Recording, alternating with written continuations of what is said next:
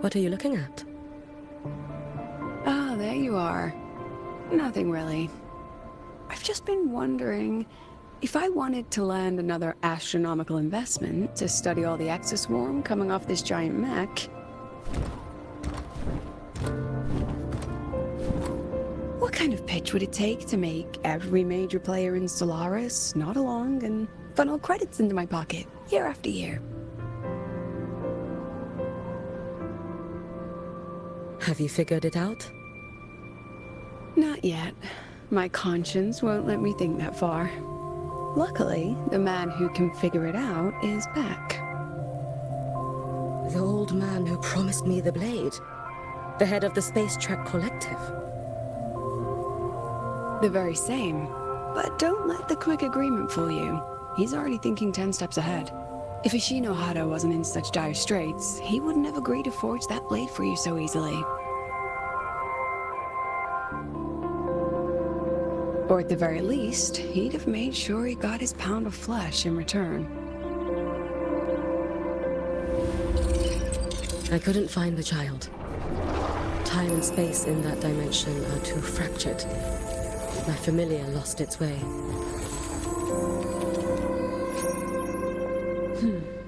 Then we need something that can hold out longer. A better way to search? Void matter reactivity has been high lately. A clear sign to follow would be best. That child is the Exostrider's resonator. There's no clearer sign than that.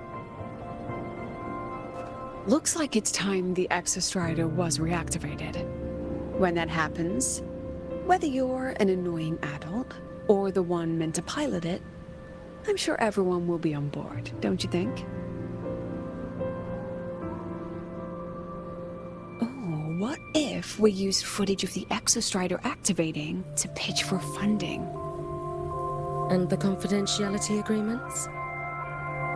No sympathy for my chronic funding anxiety?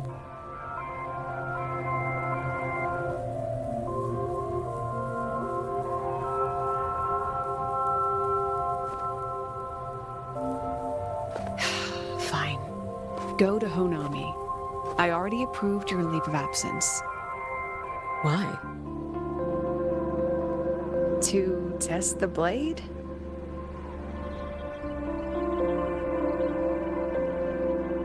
Even once the Exostrider awakens, there's still a chance it fails. If it does, what you sealed in the Deemer Plains becomes a liability. But it could also be our ace in the hole. So, before I give you the thankless task of guarding those planes, go deal with matters of the heart first. Understood. I will return in one day. Take 2. Give yourself a day to look around. Go on. A Black Shores member will meet you there. I still have all of Dr. Luke's mess to clean up.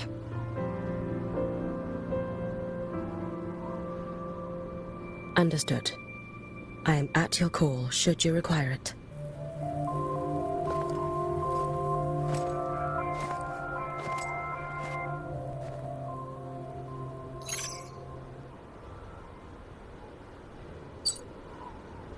Yes, I'm listening. So it's about Denia. I see. Let's discuss it in person.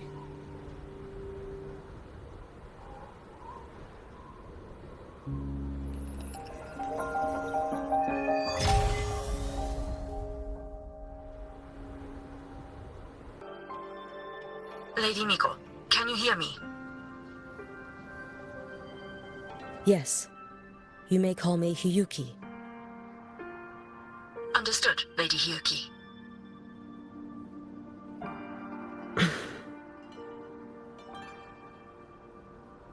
Most of the left behind in Honami City have been relocated, but a few, the ones whose regrets run deepest, still roam the danger zones.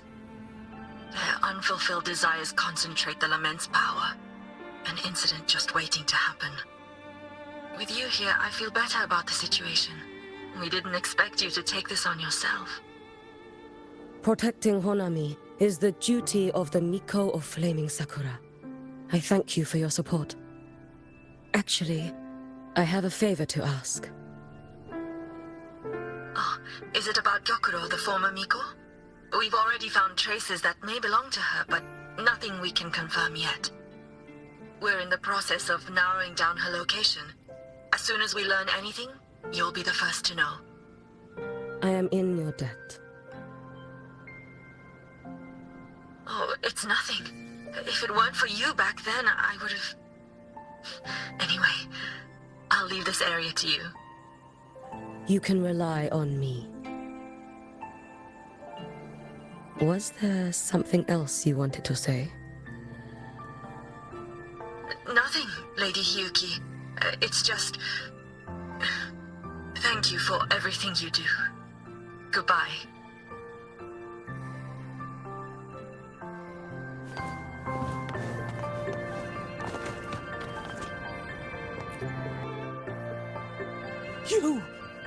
You are... Yes. Miko of Flaming Sakura, you're back! I knew those monsters wouldn't stand a chance. Everyone else thought we were done for, but I told them, don't worry, Lady Miko will... I'm sorry. I was too late. It doesn't matter. You're here now, aren't you? Please, just say it. Say the Miko of Flaming Sakura has returned and that those monsters are finished. The Threnodian has retreated, but I couldn't... I couldn't save you. But you defeated it, again! And one day you'll drive it away from Ashinohara for good. Yes, I hear your wish. And I promise, one day...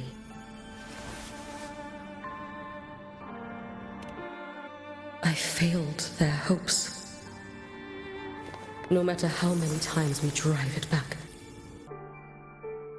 This is all your fault. Eternal Miko, huh? You're all useless. Every last one of you. How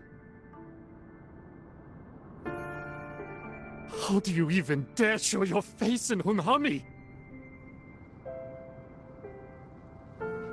They're dead! Everyone's dead! I knew it!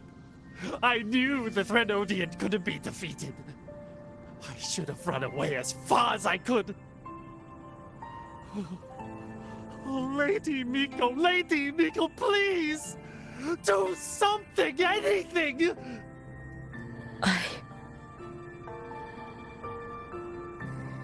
Powerful people like you won't die even if you lose.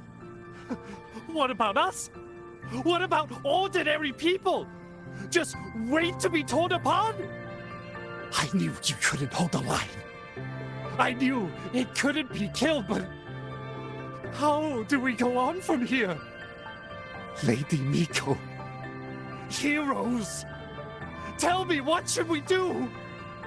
If you need someone to hate, let it be me. It's all right. Place all your pain, all your resentment upon me. May your soul be granted a moment of peace.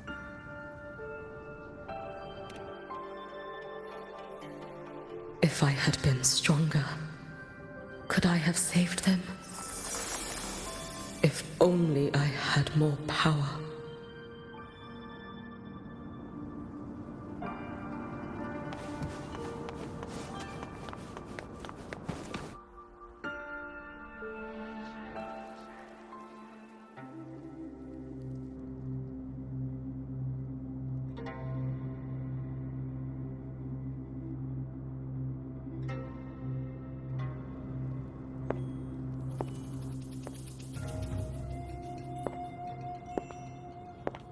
Lady Miko? Are you the Lady Miko?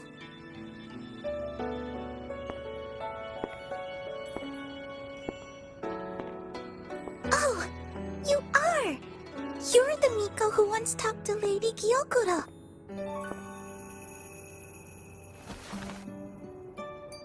She told me about you. She said you're her most treasured family, just like my big sister and I. Your name is...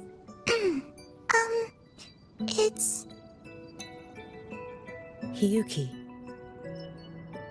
Yes! Hiyuki! That's it!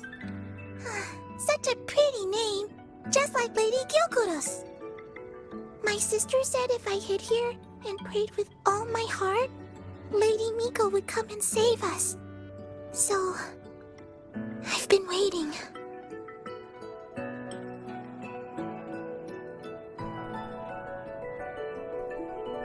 Little one, what's your name?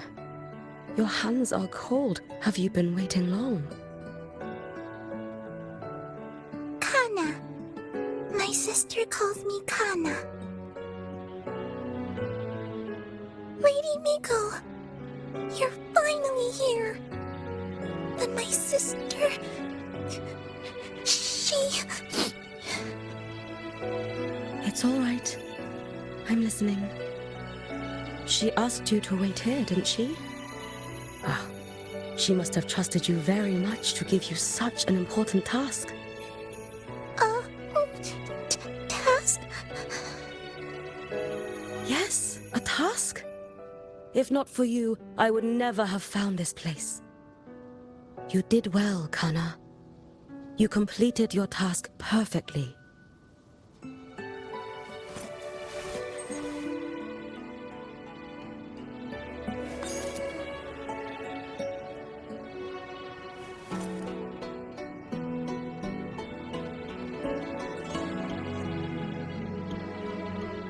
Lady Miko, are you here to save Honami?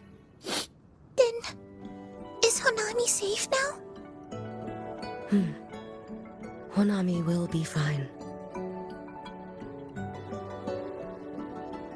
Sister said you carry everyone's wishes. That you're the strongest. I knew you'd come and fix everything.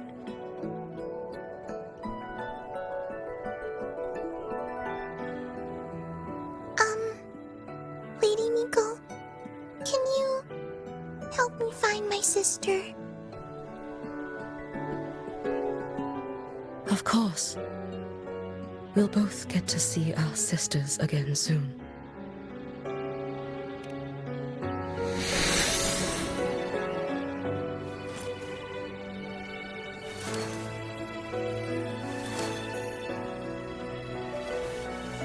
When we find her, let's eat red bean pudding. We make the best red bean pudding in the whole world. If you come try it, everyone will want some. Then you'll need to make a lot of it. Can you manage that? Pinky promise. We'll make lots and lots of pudding. Then, even if the Drenodian comes back, we'll have something to eat and we won't be scared anymore. It's a promise then. We'll make a lot of pudding.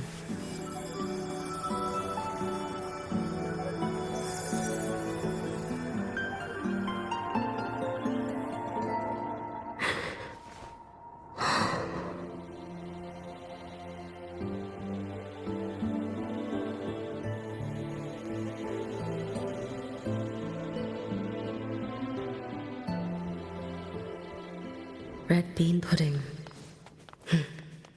Gyokuro always did have a weakness for sweets like that.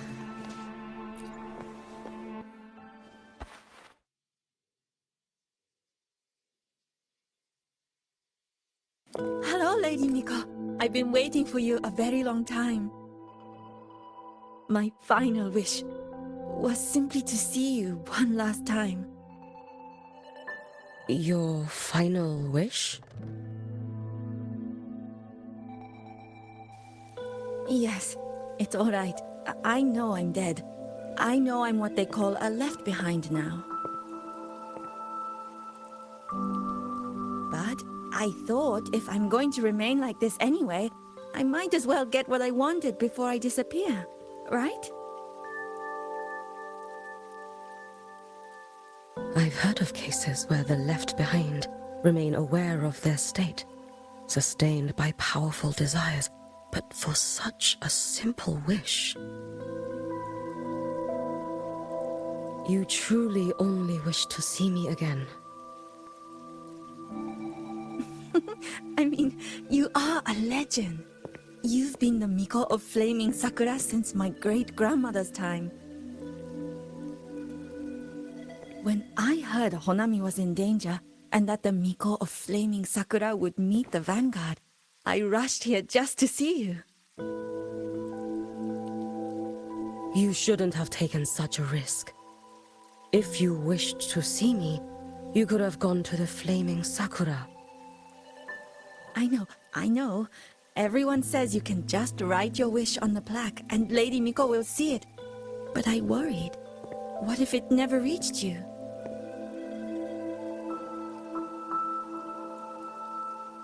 So I came all this way to make the wish in person. I wanted to see whether it would come true.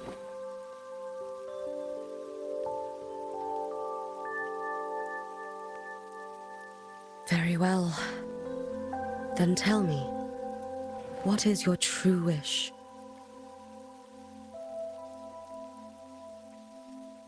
I wish for world peace, for people to stop living in fear of the lament. I want everyone to survive it. Lady Miko, my wish is that there will never be another Miko of Flaming Sakura.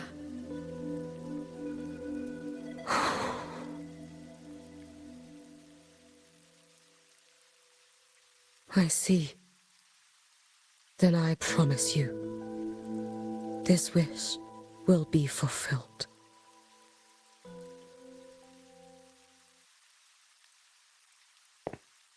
I know it will.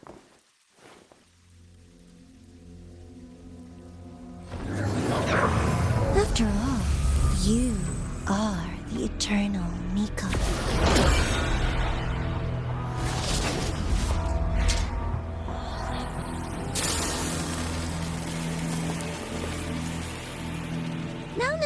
No need for that, Lady Miko. If you wished, you could cut down this avatar at any moment. But I think you'll find this far more interesting.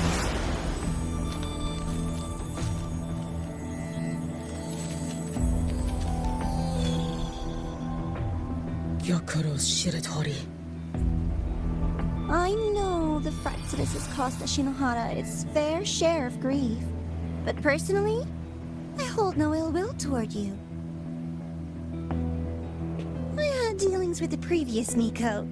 It wasn't exactly a pleasant chat. But I promise you, her death was not by my hand. Just as you once witnessed, she met the fate all Mikos of Flaming Sakura share. She died, burning her future to ash to pay for the present.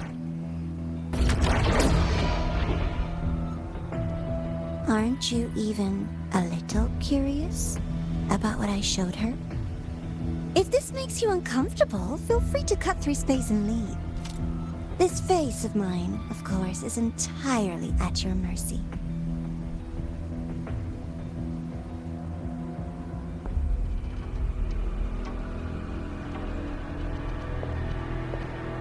No need to dull my blade.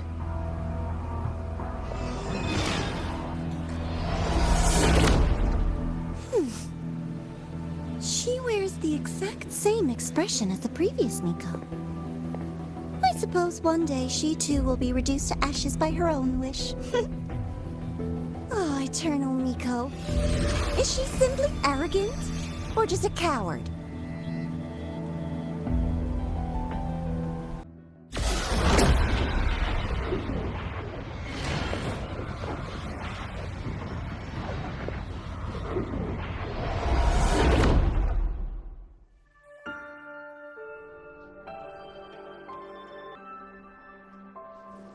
A peaceful Honami. Why bother with such an illusion?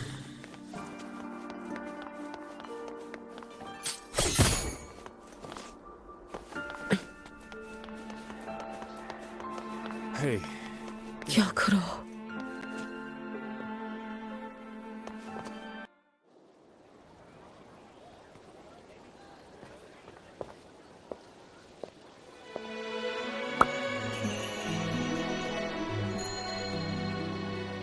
Lady Gyokuro, guess what? No math homework today! My parents and my big sister finally taught me how to make red bean pudding. Want to try mine? I'd love to. You know I can't resist red bean pudding. Yay! I'll go make it right now.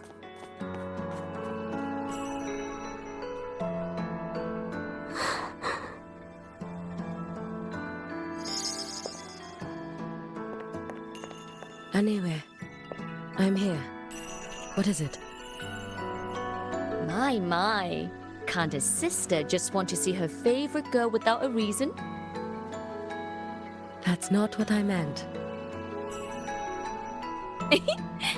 There's that serious little face. I just wanted to chat. Always relaxes me. So, how are things at the Flaming Sakura? The usual. Many came to make wishes. The Thronodian's active cycle is almost here. Death would be a frequent visitor to Ashinohara once more. Prayers for safety, peace, victory. They pile up thickest at times like this. The Miko of Flaming Sakura is the bridge between people and the divine. A wish jar for all their hopes. We must listen to every single one. Lately, I've been hearing you ring the sutsu. To grant those wishes, you burn your future using the sutsu's power. Continue, and one day there'll be nothing left to burn. You should have stepped down already, Aniewe. Let me become the Miko of Flaming Sakura. Let me inherit the sutsu. Oh, I'm perfectly fine. I've got futures to spare, you know. You tell me, little Hiyuki, what's got you so fixated on this? Don't tell me you're secretly in awe watching my heroics on the battlefield and... Yes, I want to be just like you.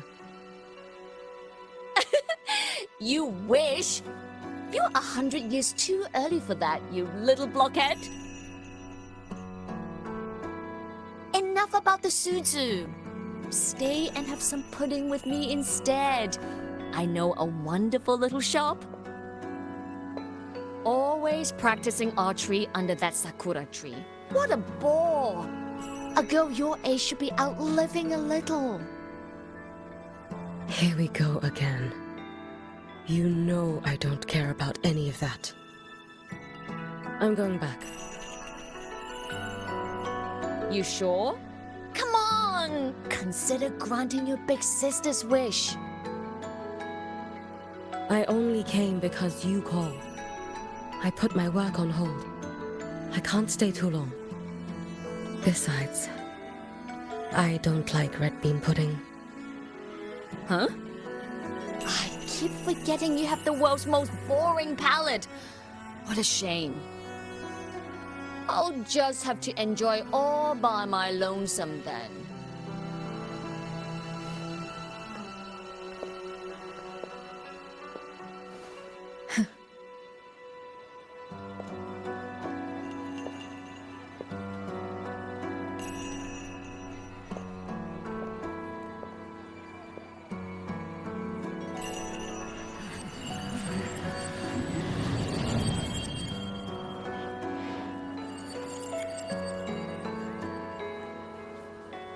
Gyokuro never once spoke of her own wishes. She lived only to grant the wishes of others. If only I had chosen to go with her. I should go there. One more look will be enough.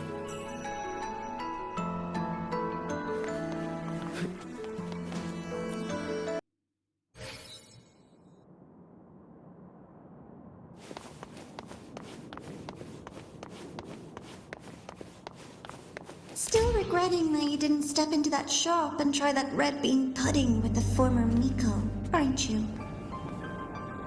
What's your point? The peaceful streets of Honami, the sweetness of red bean pudding. You know none of it is real. The illusion didn't deceive you, Miko of Flaming Sakura. You were the one who deceived yourself. Desperate to play pretend? Why not commit? Please, this performance is only beginning. Miko of Flaming Sakura. Do not forget the regret you carried here. You never forgot the lives You've been watching me? Among all the Mikos of Flaming Sakura, you're the most special. Only you could peer into the Sutsu and see a future so utterly pitch black.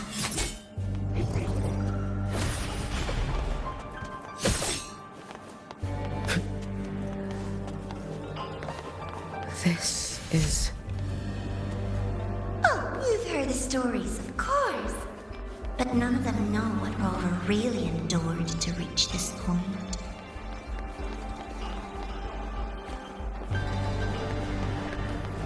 Rover.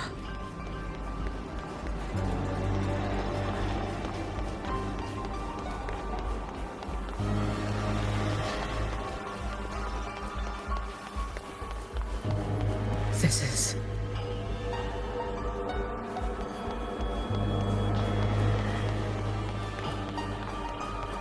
the Threnodian. Go on. The next act awaits you.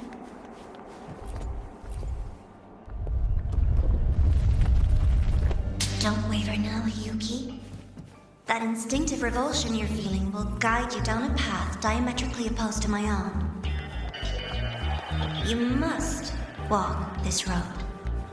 Only then will you, just as you suspected, both Jinjo and Honami once lay beneath the Threnodian's shadow. But only in Jinjo did the night give way to dawn. You.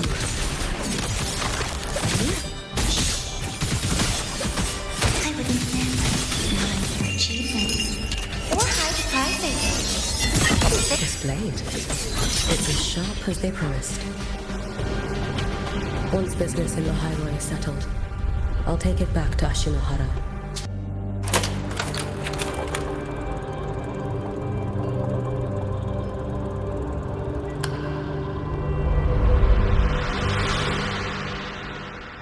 You needn't doubt. This is, in fact, my ploy for you. What else would you call laying the very path you've dreaded most bare before your feet? Keep walking. The way forward is the only way left.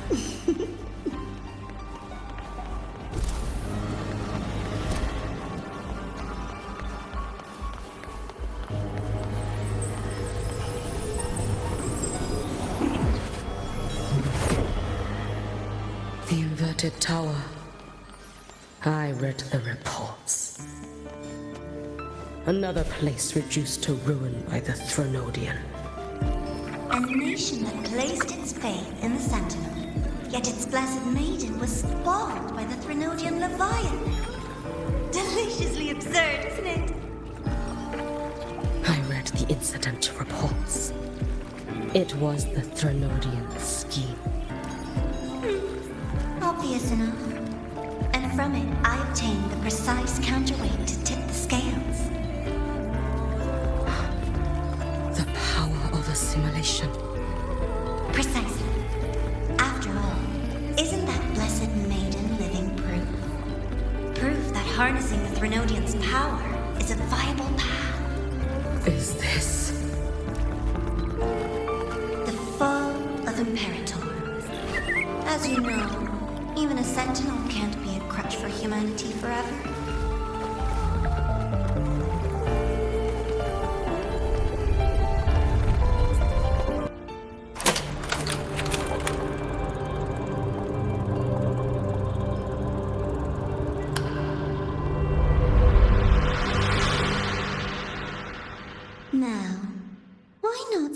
the role yourself.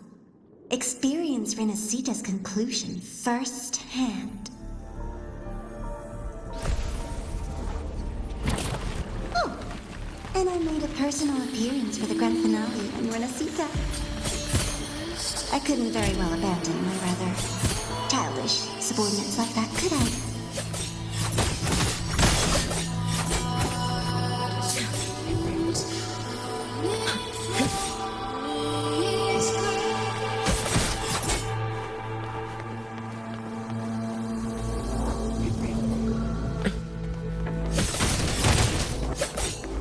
A light so blinding it lays bare all the film. The world where every prayer is answered. Just like a dream, wouldn't you say? Ah, if only Ashinohara could have... You had so many companions. Every single time, she succeeded in saving them. If only I could have. Ashinohara. Am I envious of what she has achieved? A little sideshow before the end. You don't mind, do you? Too late to escape.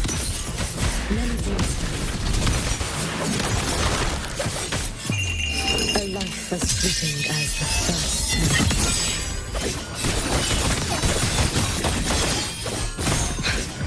So persistent.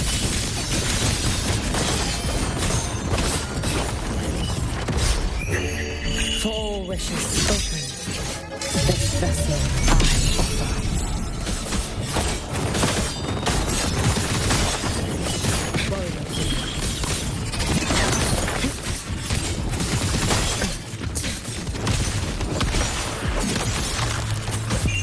Let there be snow.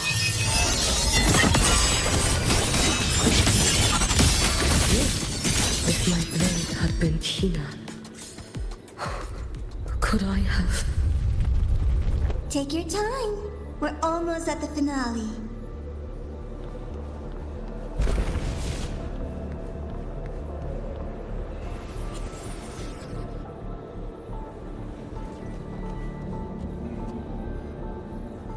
Come, let's go.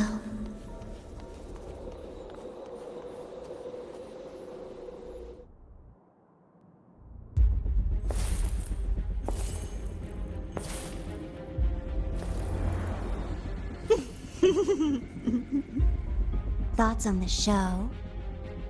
You showed me all this. Because the Fraxidus wants to replicate the assimilation within the blessed maiden herself. You want me for the possibility that I could become the Threnodian's resonator in the future. I won't deny it. After all, among all the Mikos of Flaming Sakura, only you can see through that Sutsu and see a future so clearly entwined with the Threnodians. That is your gift, your talent. It is a dangerous curse. From Ashinohara's legends and the Space Trek Collective's investigative reports, you know who Rover is by now.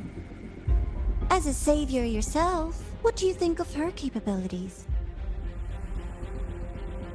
She's strong. You can afford to be more effusive. Unlike you, who failed Ashinohara time and again, she is the perfect savior. But let's be brutally honest. This world doesn't have a second Rover. She saved Jinjo and Renacita. But what about Honami? Solaris is full of dark corners like Honami. Places the Savior's light will never reach. You, Miko of Flaming Sakura, have a gift. You might not fear the curse of the Threnodian or lament. But what of them? The weak, those not blessed by fate, and yet... Is it really fair to place the weight of an entire world on a single pair of shoulders? Solaris needs more saviors, doesn't it?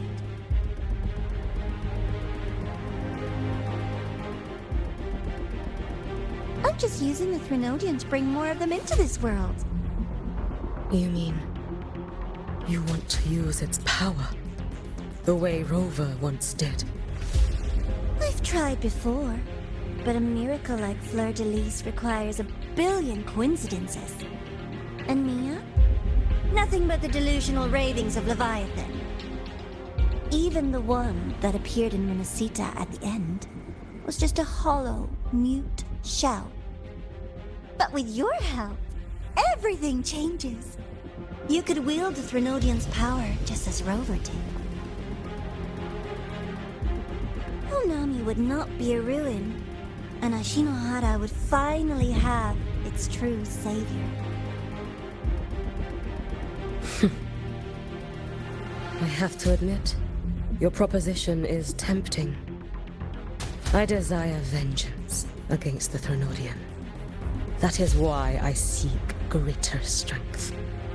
I stayed in Lahai-roi to forge a blade sharp enough to kill it.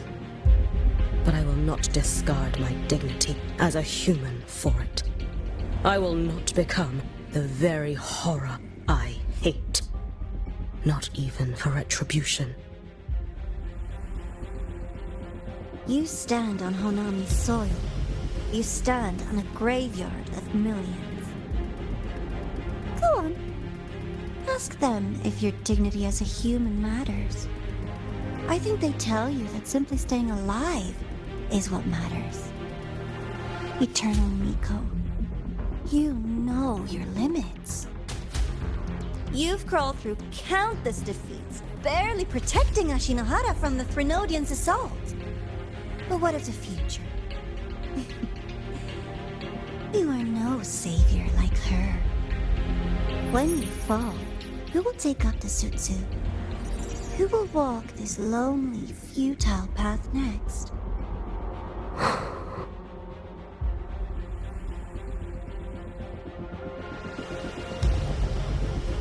We could always talk about the former, Miko.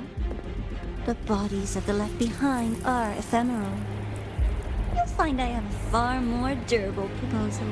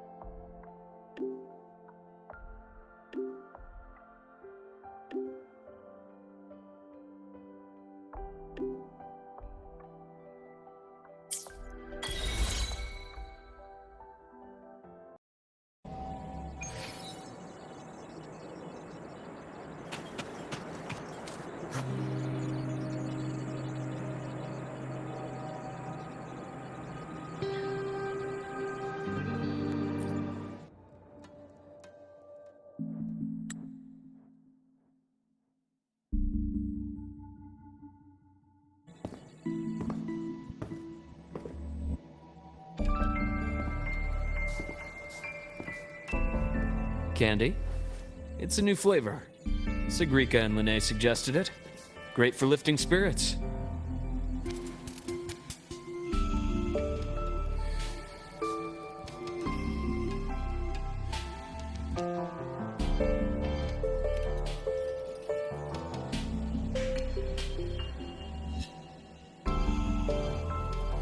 All right, Luke.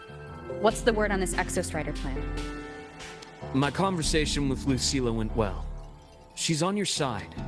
Your showing during the Dark Side incident also helped speed up the Academy's internal review. That said, you've been a student here for less than a year. You'll need the Space Trek Collective's approval to officially activate the Exostrider. Their biggest financial backer is the new Federation. And of course, they answer to an entire board of investors. And to them, the Exostrider is definitely a high-value asset. I've been flooding their desks with reports. Your Academy investigation record, your latest test scores from Abel College, and a full physical adaptability eval I wrote myself. And were they rejected? We got a meeting. But when that much money's involved, conflicts of interest make everything move very slowly. Unlike Jinzhou or Rinasita, they've got far too many cooks in the kitchen. I'm worried we don't have that kind of time. Exactly, which is why we're going to strike first. Besides, things have changed. It all comes down to this guy. This is Chase, head of the Space Trek Collective. He just got back to Lahai-roi on a Triumph avionics ship from the new Federation. President Lucilla, Professor Mornier, and I have all put in a good word. You'll be meeting him at the Research Institute.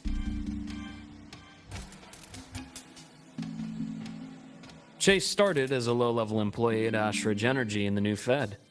Then, he dropped off the grid for a few years before resurfacing in a government position.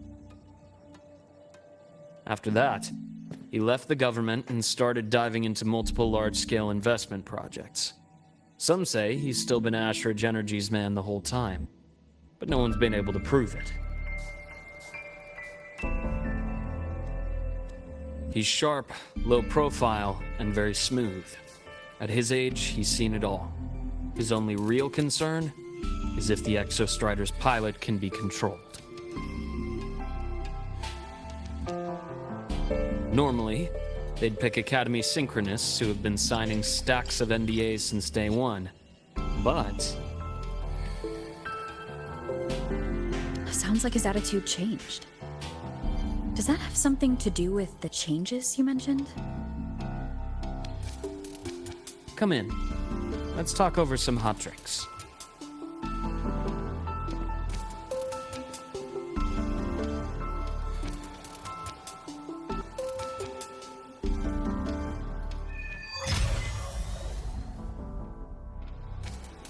I heard Lucilla asked for your help after the ceremony.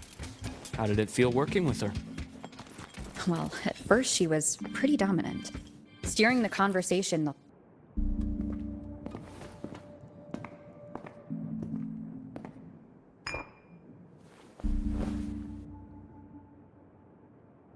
Based on your intel, the reactor core has been returned. Ideally, we'd wait for the Exostrider to awaken before trying to help Imyth or confront the Threnodian. But recent readings from the Institute's Strider Gate monitors, they're off the charts.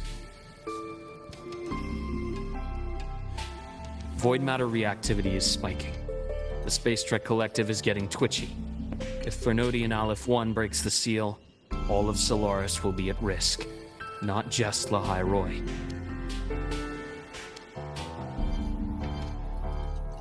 Now, the Collective didn't establish itself here without binders full of contingencies for a Threnodian event.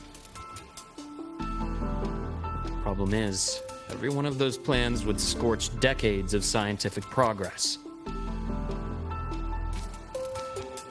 Which, in our case, actually gives us some leverage. Enough to have a real conversation with their head. Then I'll convince him. I'll show him the lowest casualty count is the only one that makes sense. He'll have to approve me as the synchronist who pilots the Exostrider.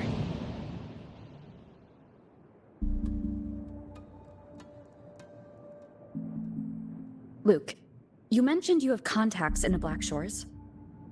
In this workspace of yours. It's secure, right? Guaranteed. What are you thinking? Lahai-roi is closed off from the outside world. Public comms are probably tapped by Fraxidus moles inside the Academy. And right now, I need a direct line to the Black Shores. I see. Give me a moment. I'll establish the link and leave the rest to you.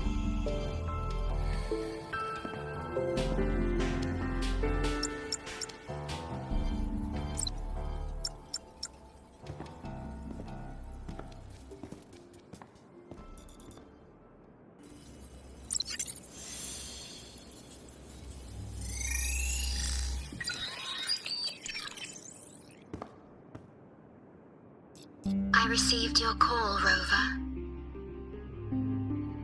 Is the situation in Lahai-roi that dire? You look exhausted.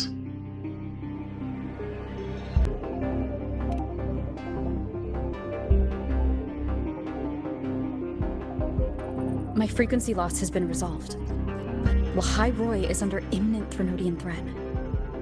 I need your help, Shorekeeper. Understood. For this purpose, both I and the Black Shores exist.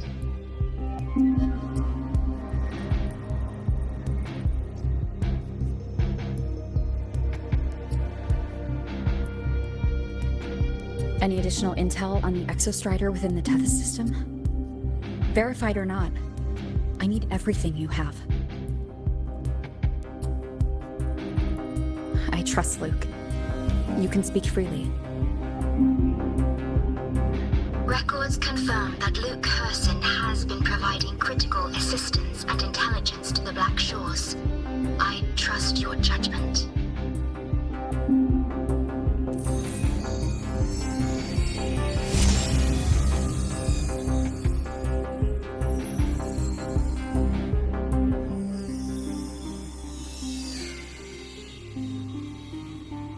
After the founding of Star Torch Academy, most information fell under their seal of secrecy. However, in its early days, you mediated negotiations between the Academy and the Roya. Through that process, the Black Shores gained partial access to certain archived insights. The Space Trek collective fears that due to the Exoswarm's division, the Exostrider, even upon awakening, might not have enough power to face the Threnodian. This concern led to the Augmented Resonance Initiative, the Synchronists. Observing how Sentinels work with their resonators, they theorized that the Exostrider, sharing similarities, could amplify its power through a resonator as well. However, considering your link with the Exostrider, the Tether system does not recommend this method.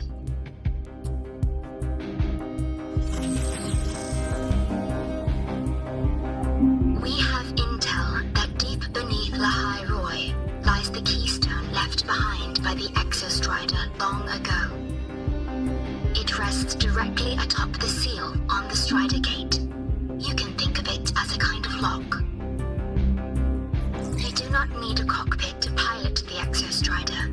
So long as its activation sequence remains unobstructed, you may pilot it using the keystone.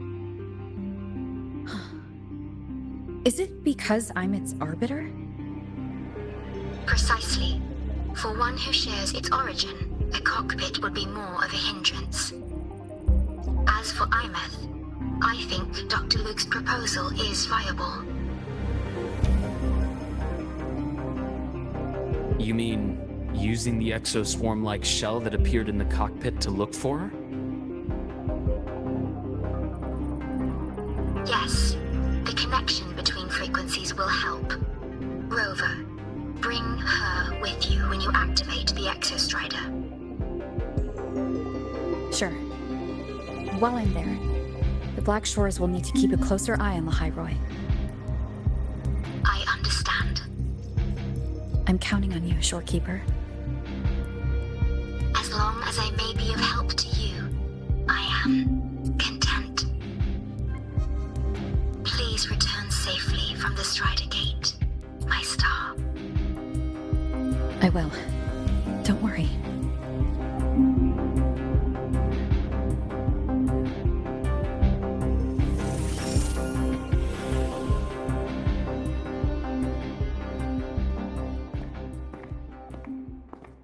I'll inform Lucilla.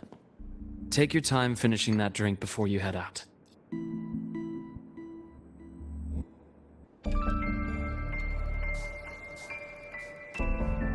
What do you think? I'm about to ask a man to sign off on a crazy plan. And I can't even promise him it'll work.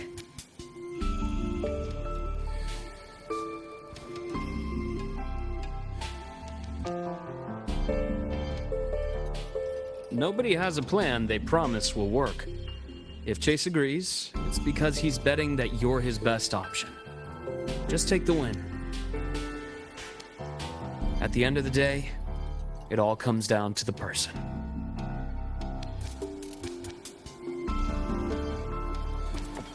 Gotta go fast!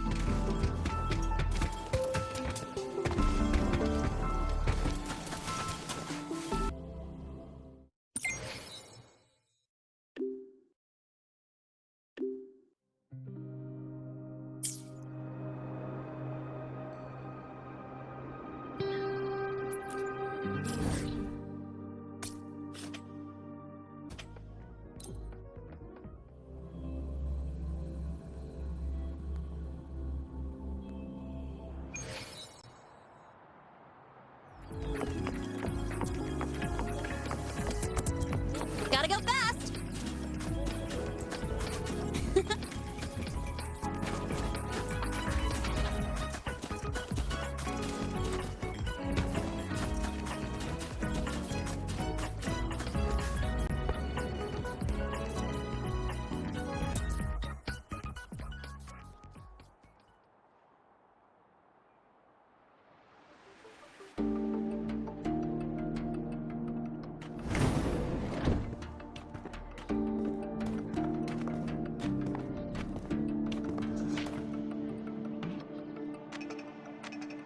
Mr. Chase, this is the student I mentioned, Rover. Our best hope for piloting the Exostrider. Save the intro, President Lucilla. We've met before.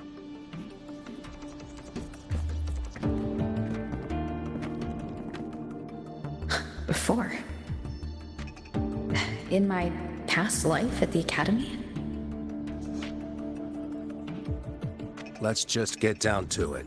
The Threnodian Aleph-1 situation is deteriorating. We're running out of time. I wanted to wait for the Exostrider's self-regeneration to finish, but the clock has run out on that one. So tell me, Rover, why do you want to pilot the Exostrider?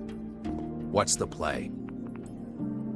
To find Imeth and put down the Threnodian.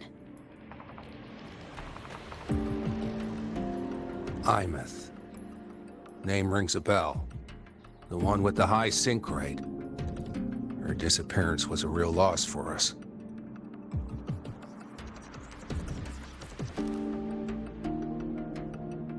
She's beyond the Strider Gate.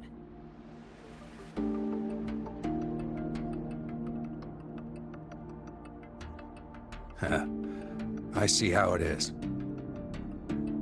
But finding one person in a goddamn interdimensional haystack?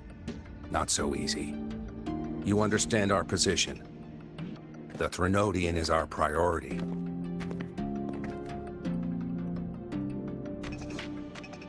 Stopping the Threnodian is my priority too. I'm gonna handle both.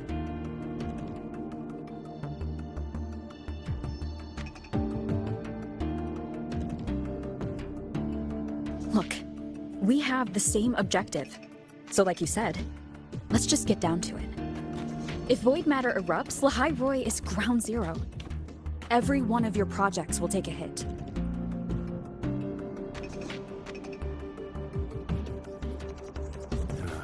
Regarding Aleph-1, our intel is insufficient.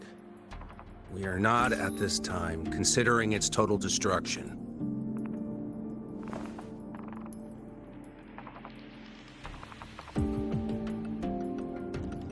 What we need is for the Exostrider to reinforce the seal on the Strider Gate. To do that, we need a qualified synchronist, and we need the Institute's drive replica. When that gets embedded in the Exostrider's chest cavity, then its repair is complete.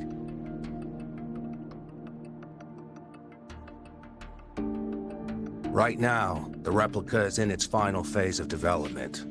We're still missing critical data. A drive replica. Is that what you're building from the fallen reactor drive after Helios was launched? Correct. It's based on the original drive's framework. You had a hand to play in that. You made sure Helios got launched.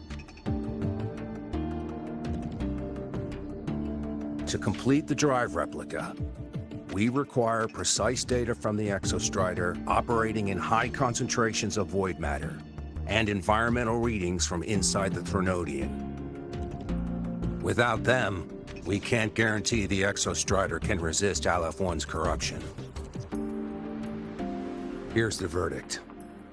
On behalf of the Space Trek Collective, I authorize you to pilot the Exostrider.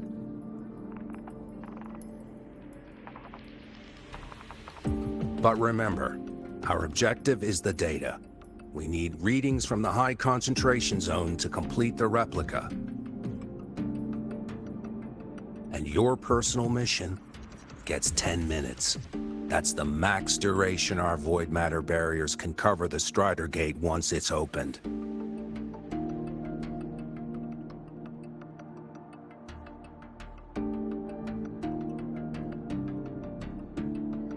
After 10 minutes, you return to Lahai-roi, whether you found Imeth or not. Do you accept?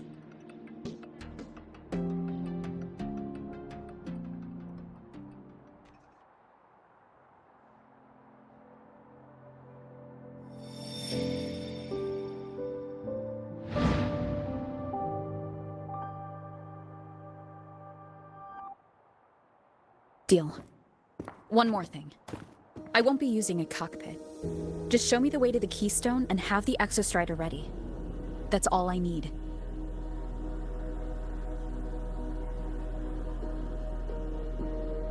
Huh. Still full of surprises. Always bringing us the unconventional. Lucilla, run a high-pressure sync test for the Synchronist. I've seen the physical eval, but I want live data for validation.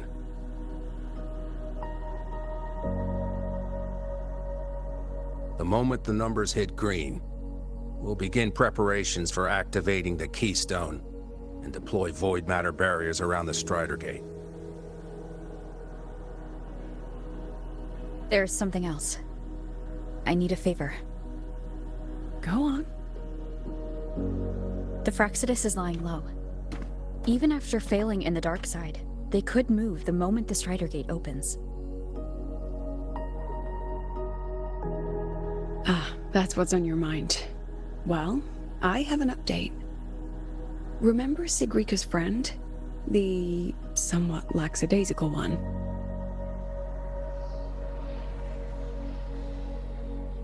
You mean Denia? That's the one. She's gone missing. Our investigation points to her being the agent the Grand Architect referred to. But don't let it distract you. I have a reliable friend keeping an eye on Fractsidus activity. You just focus on waking the giant. Leave the rest to us, Rover.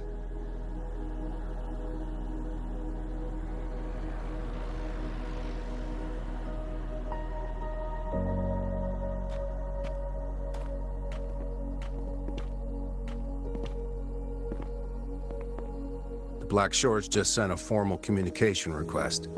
They're offering full support for Lahai-roi's evacuation. If it comes to that. You handle it, Lucilla. You have a better read on the situation than I do. And you're better at talking with that student.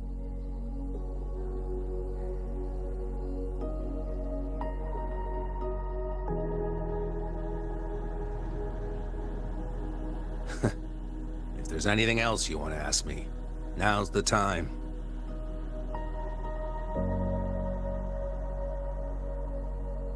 I'm surprised you're placing this much trust in Rover, authorizing her so readily.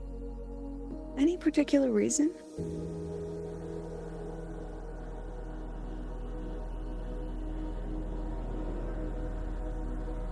We're different, President.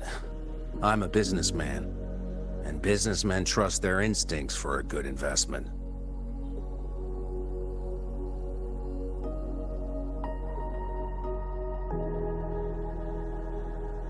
The Threnodian could strike at any time. Given the circumstances, Lahai-roi may have to be written off. And with the timeline we have, relocating the Exostrider is impossible. If we're gonna lose it anyway, why not let her take one last swing? Understood. We still need to prepare for the worst-case scenario. Of course. If this fails, we'll initiate the backup plan. Duskvale.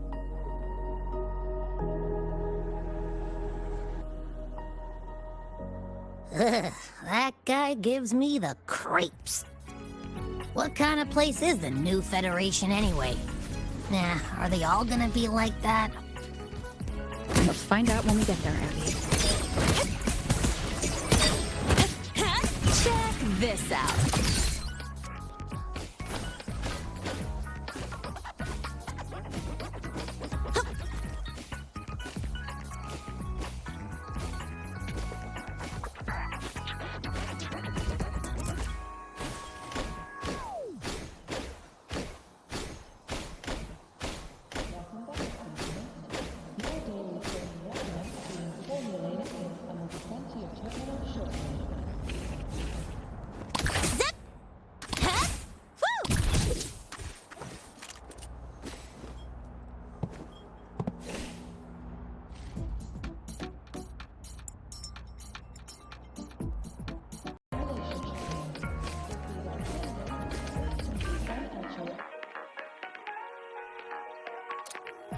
So you're that student, huh?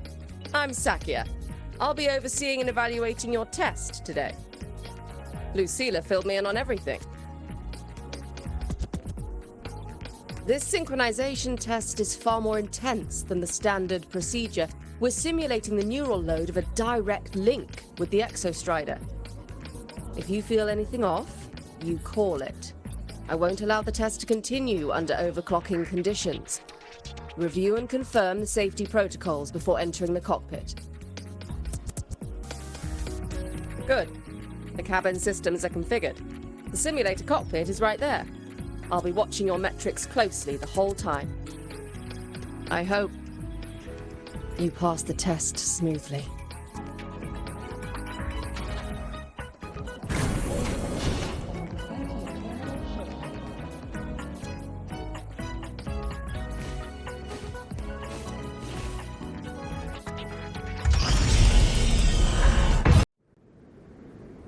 Neural network connected. Tactical model constructed. Resonator vital signs synchronized.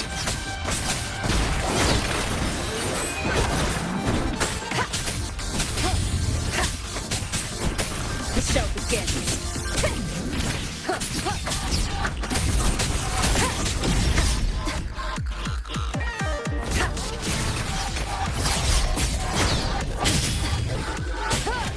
One is the sound.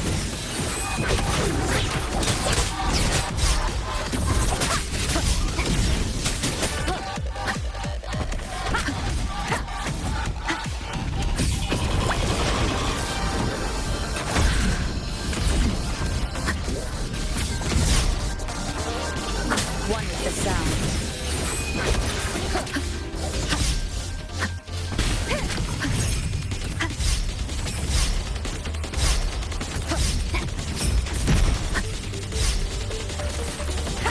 Down with the curtain!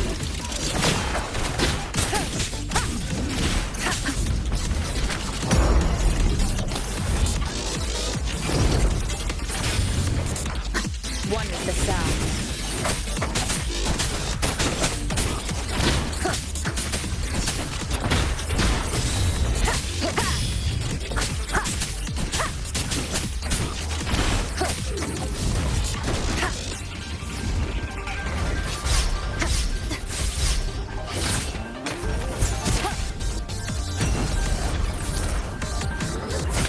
Bad timing.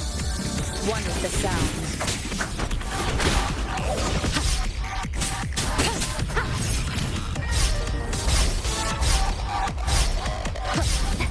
Keep it together. None shall whisper. Test complete. Recording synchronization rate data. Cockpit opening. Please exit according to the safety protocols.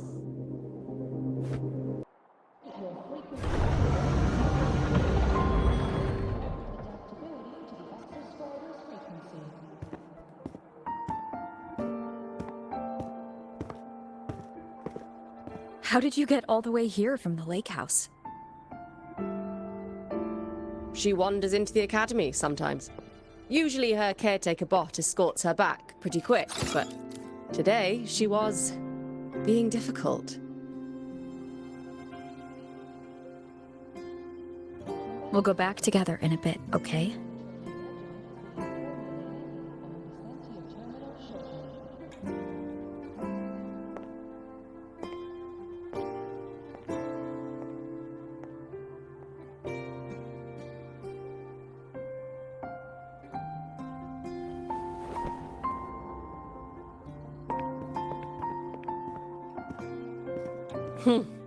So the little terror can be quiet.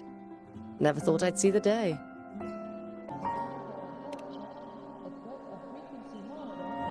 Yes, I was her teacher. Over 10 years ago now. She used to drive me up the wall. Made me lose my composure more than once. She never did seem to mind. The last day I taught her, she wrote saving the world as her career path. I asked her if that was really what a synchronist should be aiming for, then gave her a piece of my mind and told her to rewrite it.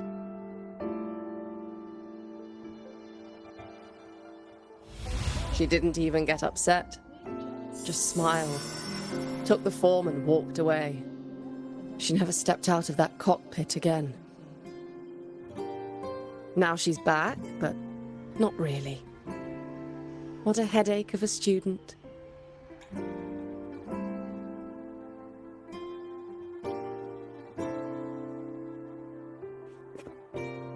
Lucilla told me you're her family. Is that true? Yes. And you're planning to pilot the Exostrider and bring her back from the Strider Gate? That's the plan. Sounds like an absurd, bold, utterly delusional idea. No one knows what's actually behind that gate.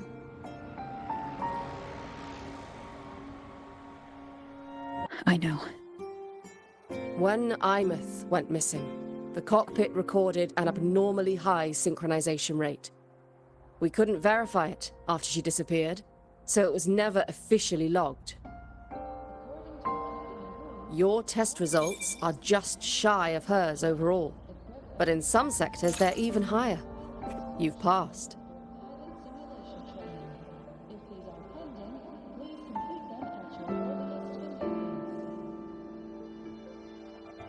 I hope that absurd plan of yours works, and that you bring my student home.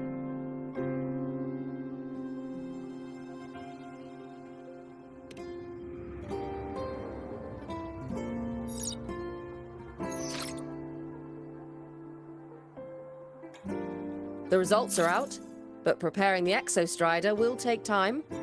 You'll need to wait around 2 days. We'll let you know when it's ready.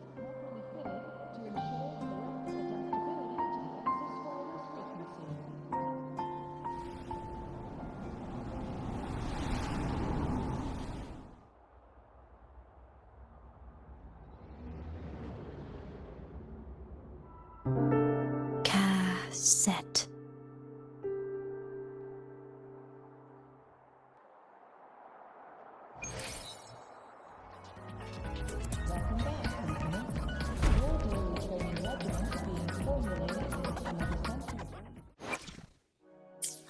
Gotta...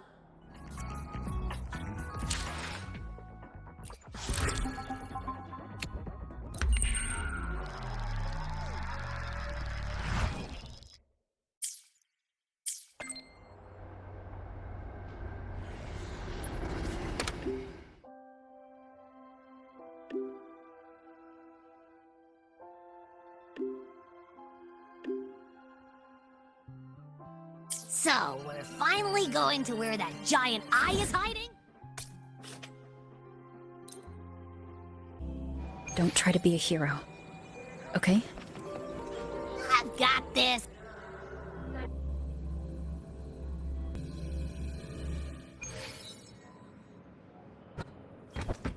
Gotta go fast!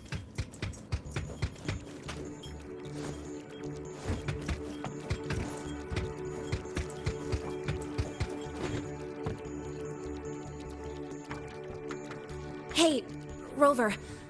Are you... I kinda cornered Professor Mornier. Bugged her until she cracked.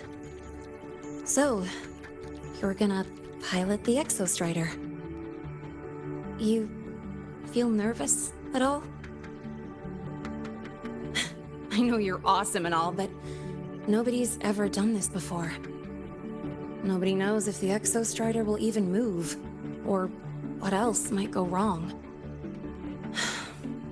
Everything's felt so heavy at the Academy lately. Teachers are stretched thin. Even the nearby exoswarms seem restless. Lene. Okay, fine. Is it that obvious? Look, after I aced the entrance exam, I thought, sweet, life's gonna be packed again. Non-stop. Like it used to be. But just when I was ready to finally be a student, my bubble popped. My brilliant student life, poof, and done. The Threnodian, void matter, the Frexidus, they're breathing down our necks. And I can't do anything to help you fight them. I just have to stand here and watch you walk into danger alone. It makes me feel totally useless. I'd feel worse if I dragged everyone in Lahai-roi into danger just to back me up. Of course, if things get really desperate, we'll have to face it together. But for now, when I look at all the students who came here chasing their dreams, I want them to stay students. Because... Whew, dang, that's a heavy title. We're in the same year, you know. But I get what you're saying. Making you waste time on a pep talk when you've got a world to save? I do need to grow up. But I won't just sit around. I'll be on standby. Whatever the Academy needs to support your mission, I'm in. And when this is all over, we're going for a drive. Can't wait for that day to come. Professor Mornier's up ahead. Good luck out there, my friend.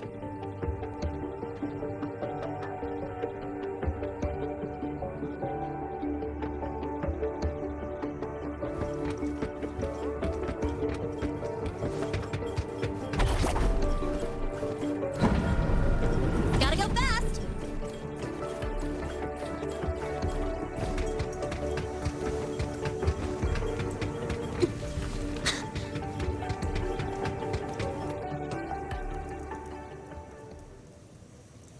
Temporary passage is complete. It'll take you directly to the Keystone. The Black Shores will keep a team on standby here at the Institute. If you need our support, just say the word. Thank you. We couldn't have built the data framework this quickly without your team's expertise. Lahai-roi is a top priority. A joint call by the Shorekeeper and the Tethys system. Oh, Professor Mornier, your guest has arrived.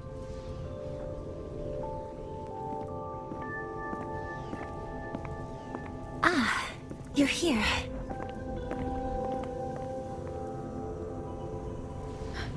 Is that the way to the Strider Gate? Yes. This temporary passage will take you to the Dima Plains, deep within Biarta Woods. Both the Strider Gate and the Keystone are located in the Solvane Heartwood at its center. President Lucilla has already departed with the advance team. They'll be waiting on the other side. And also...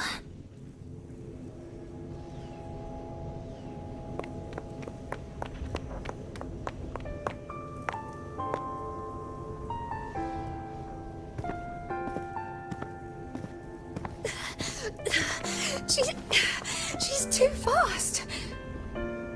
What happened? Professor Monnier, she suddenly bolted into the cassette depository and took this. This is...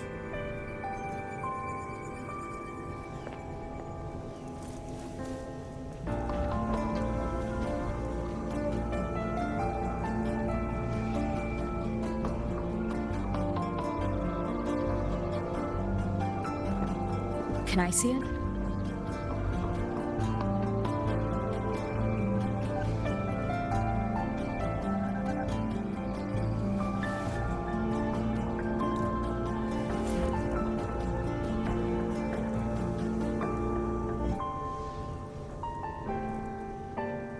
I'll give it back in a moment. Mornier, do you see what's special about it?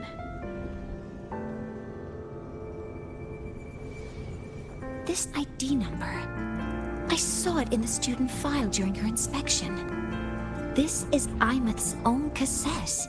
It's been stored in the depository since she went missing. Why did you want to bring this now? It may be instinctual. Dr. Luke did say this exoswarm-like shell shares a frequency link with the real Imeth.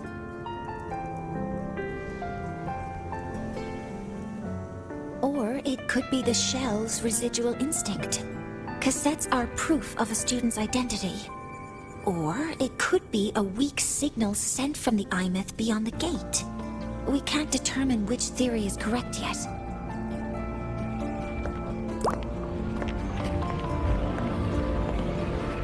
However, this does remind me, carrying a cassette into an unexplored Voidstorm zone follows standard exploration protocol. Do you have yours? Yeah, I've kept it with me. I'll head to the Deemer Plains now then, Mornier. I'll have to stay here, monitoring the data and ensuring the drive replica is ready. I wish I could go with you. But I'll be fully supporting your mission. Mentor, please, take care. I count on you to watch my back, Mornier. With what we accomplished with Helios, I trust you'll handle the drive replica. We will succeed again. I won't let you down, Mentor. Let this be a new promise between us.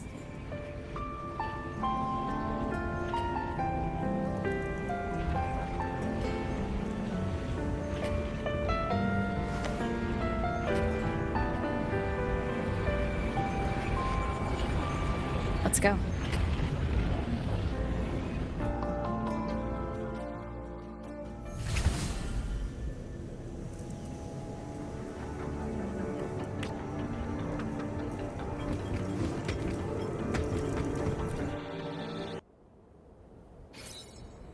Ugh, stinky. This place reeks. The smell of that giant eyeball's getting stronger. That massive glowing tree.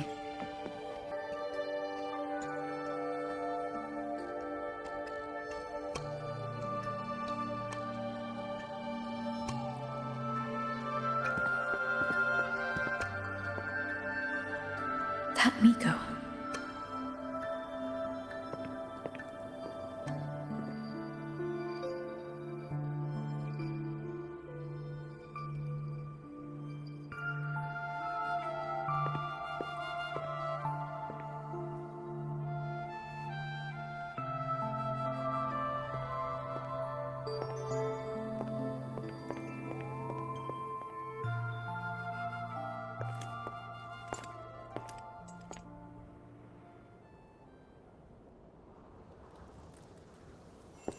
Wait, before you go, you should say hello to her.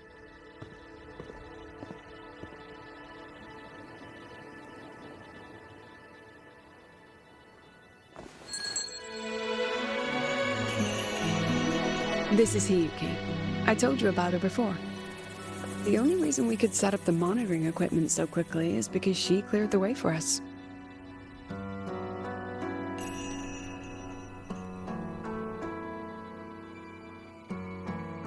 See that lingering frost?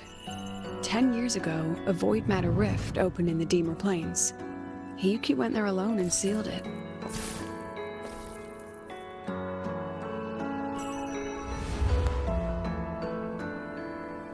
Thanks to her efforts, the Space Trek Collective and the Roya were able to fortify the seal successfully.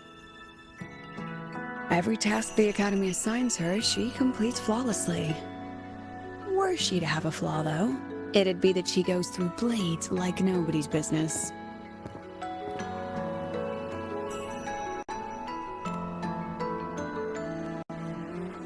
Yes. Lucilla spoke of what that child did. She is a good one. Strong. But her strength does not change the fact that she is a student. That we allow a child to bear such a burden is a failure on our part as adults.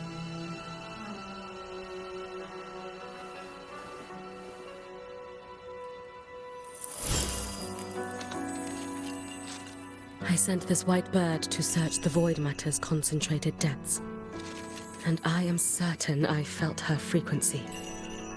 Somewhere in void space she waits. The collective pursues what is right, but your quest to save the one you hold dear,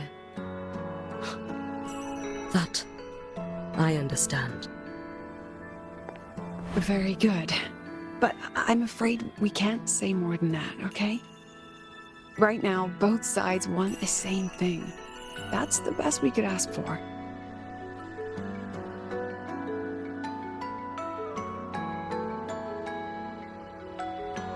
You were worried about the Fraxidus, weren't you? While you're beyond the Strider Gate, she'll handle perimeter security.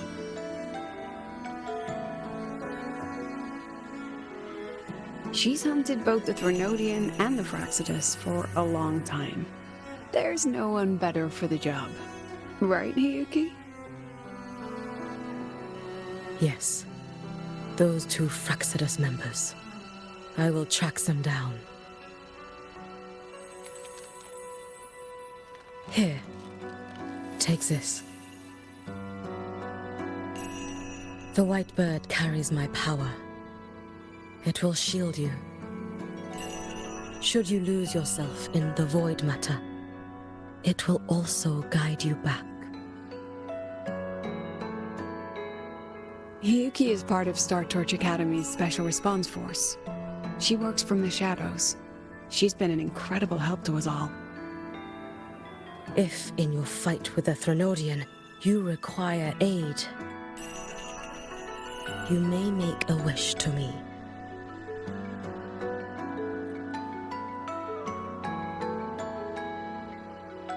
How about I go first? I wish for peace and safety across the Deemer Plains.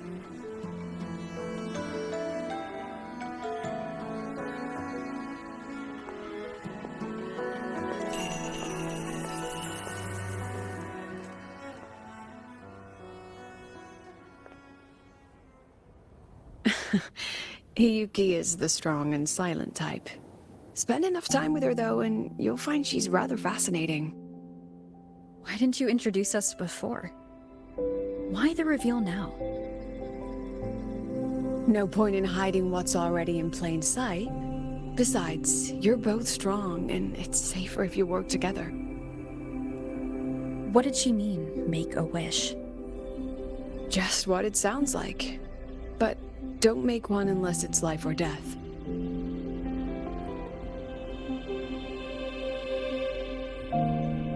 Granting wishes always comes with a price.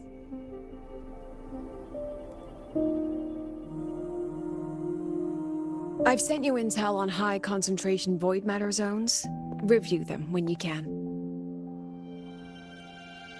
I couldn't say this with Chase present, but I think you understand.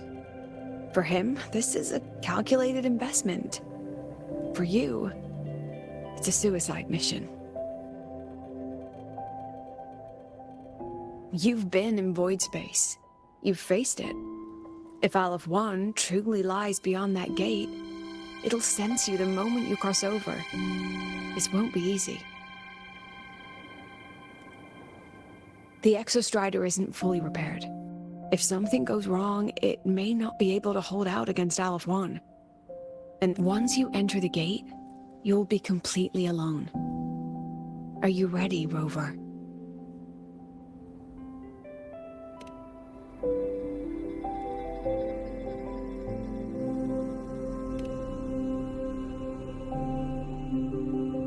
I've been in situations like this more times than I can count. If I only cared about walking away clean, I wouldn't have gotten this far, or be standing here now. So, thanks for the concern, President. But I've been ready. Very good. I'm relieved you thought it through. I'll be here with the others, monitoring the void matter barriers. If something happens, I have to respond immediately as the Academy's head. We'll probably be able to maintain a data feed, but based on past intel, the void matter's disintegration effect will destabilize the signal. It'll likely cut out once you reach the keystone. From that point on, every call is yours. I understand. President Lucilla, we've checked her condition. No signs of void matter contamination. She's stable.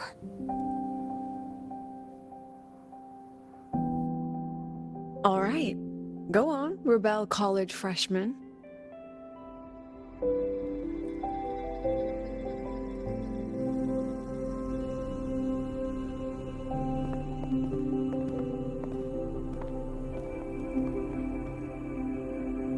The students and faculty of Star Torch Academy have been waiting for the day the Exostrider awakens. May you return victorious.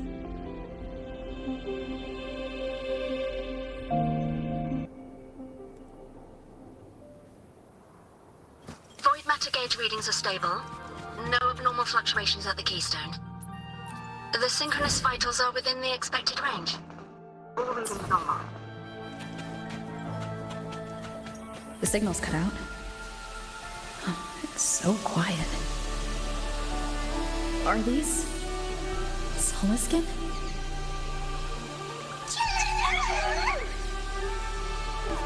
Are these little guys guiding me to the Soulbane Heartwood? Alright then, let's go together. Check this out. The Solaskin merged into the roots. They didn't return to the Exostrider.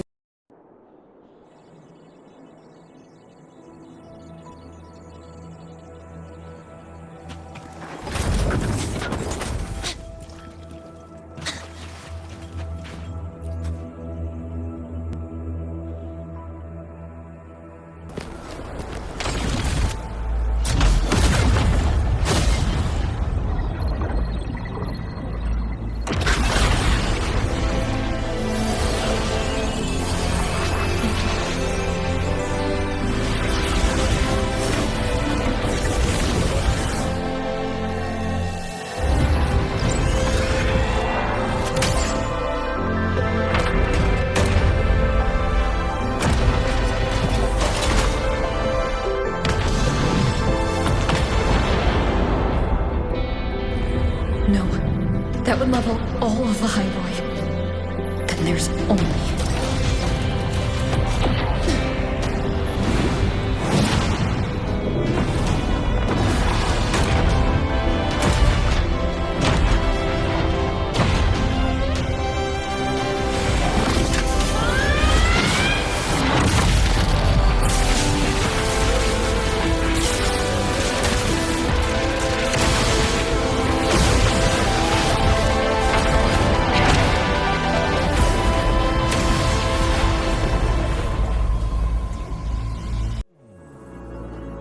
Starting to feel dizzy.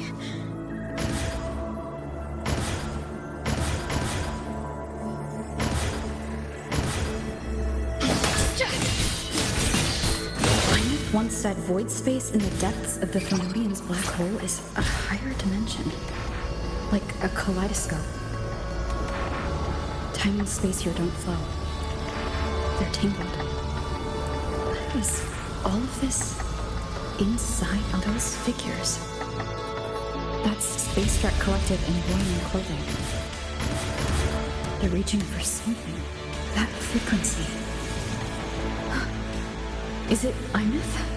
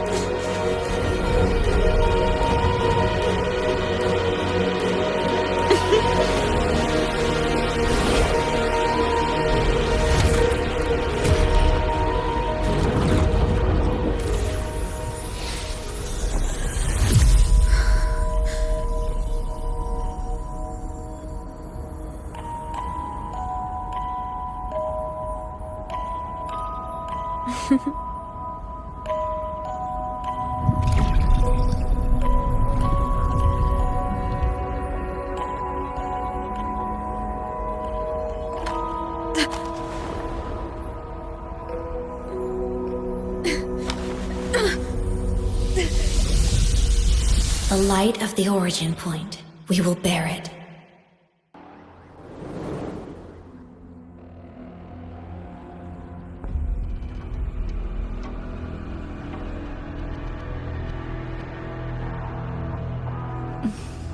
Am I back at the academy?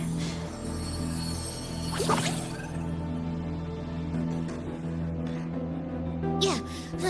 You okay? Ugh, I feel terrible too. Something just yeeted us out of the Thermodian's gut. Oof. Rapid interdimensional whiplash is no stroll through the park, I tell ya.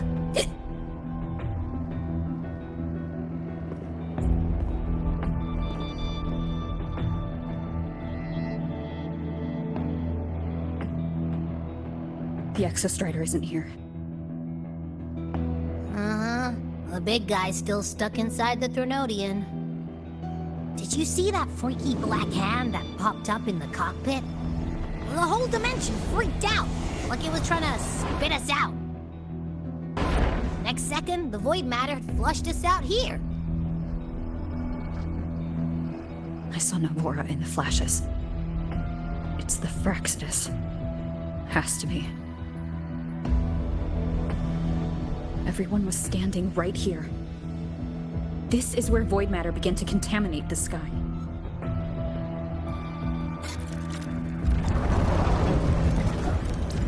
And LF1 was watching me and the Exostrider beyond the gate.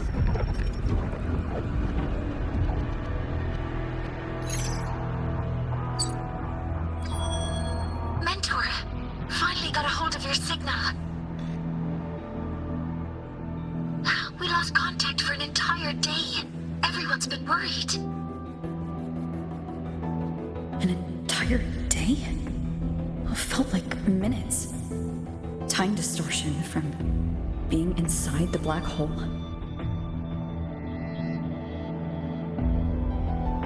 Mournier, I'm fine. We had an incident. The Exostrider is still inside void space beyond the gate. And now, even the Academy inside the void matter barriers is getting hit by void storms. What happened while I was gone?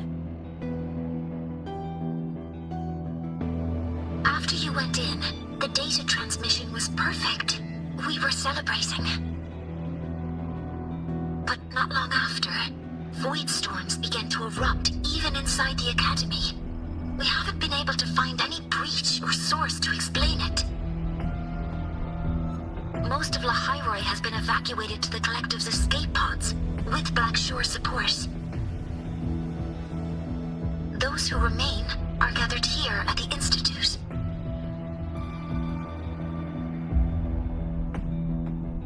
Whose eyes was I seeing through in those flashes? If they're the cause of the Threnodians' breach, could they be a harbinger? Like in Renacida? In that moment, that shell? She had the same look in her eyes as the real Imeth. Why was she so set on giving me this cassette? What was she trying to say? Looks like I'll have to open it up to find out. I'm coming to you. I brought something back from the other side and want you to see it first. The Threnodians struck like a bolt out of the blue. We may not know why yet, but we need to figure out our next move together. Understood. We'll be waiting for you at the Institute.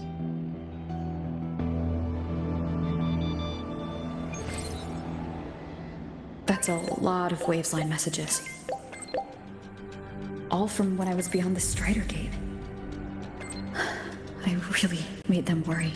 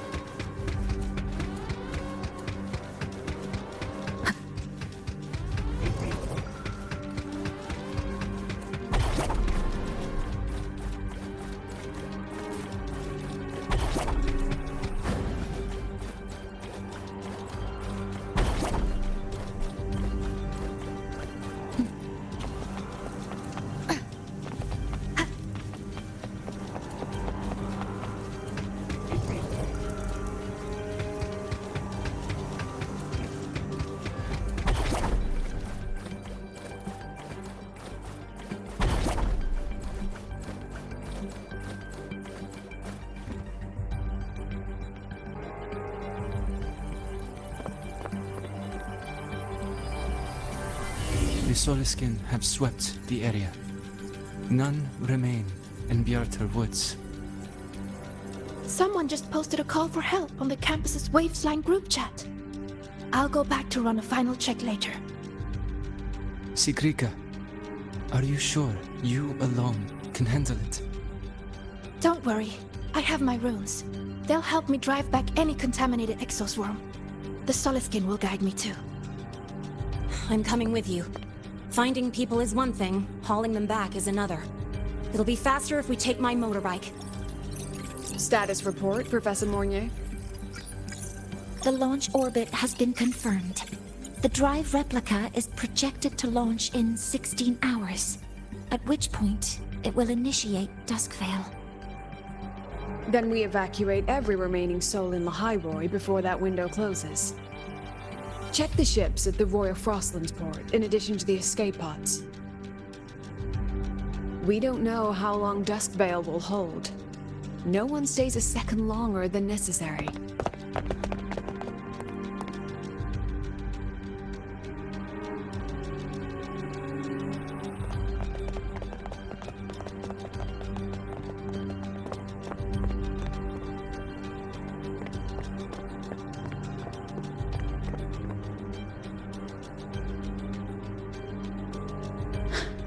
The Exostrider.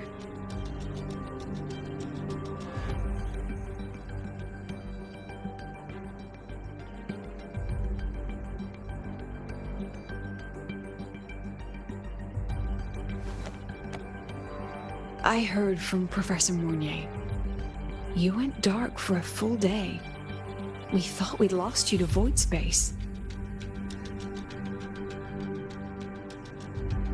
Activating the Exostrider before it was fully self-regenerated was a massive gamble. We all knew the stakes. We hoped for the best, and of course we prepared for the worst. You're alive. That alone is good news for all of us. No time to kick yourself now. I've got a mountain of work waiting for you, Rover.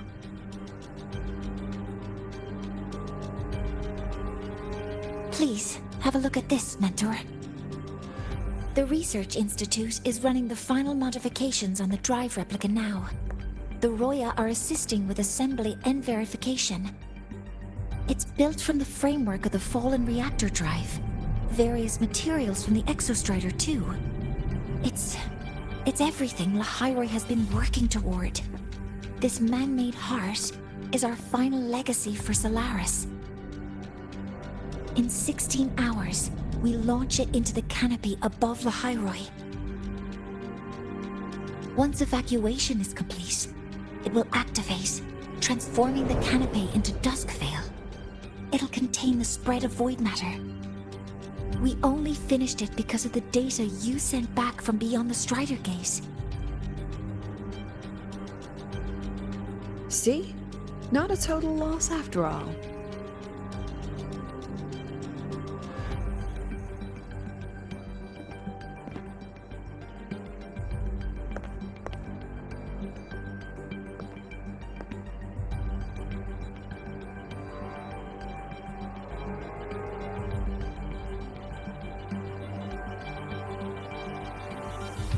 Thank you.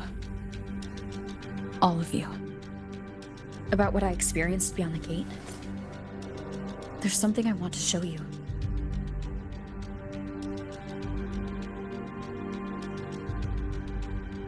I don't think she gave me this cassette for no reason. Whether it's her shell or Imith herself, she was trying to tell us something. A cassette retrieved from within the Threnodian. Now that is intriguing. Professor Mournier, is the analyzer in the cassette depository still operational? We can head there now.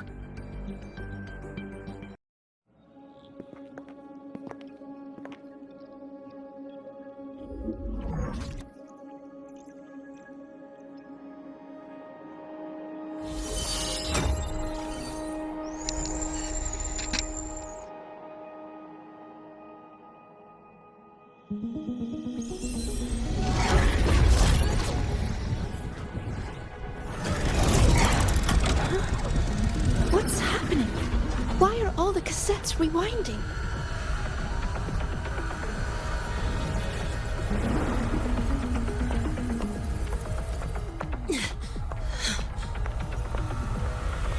The whole server bank's going nuts. Every screen is flickering. Oh. The data volume is far beyond the cassette's capacity. It's as if thousands of people left their records in it.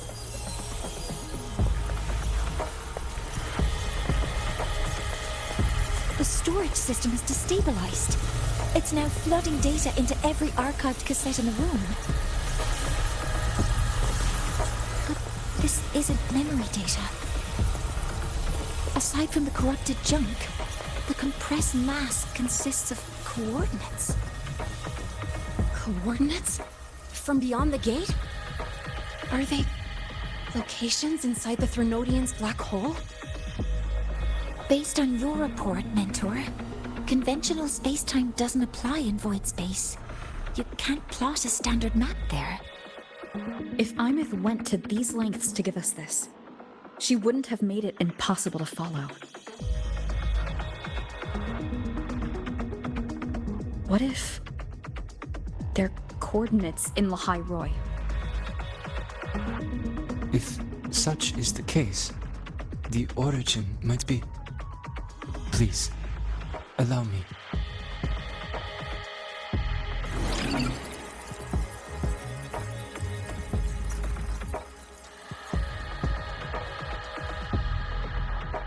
A uniform format these coordinates share.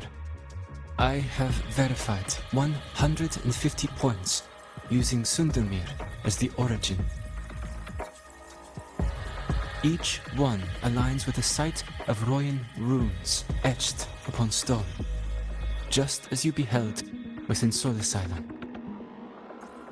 Forged by the Exostrider, these patterns are. Void storms do not affect them. We have only glimpsed fragments of their meaning through the lens of Solis Island.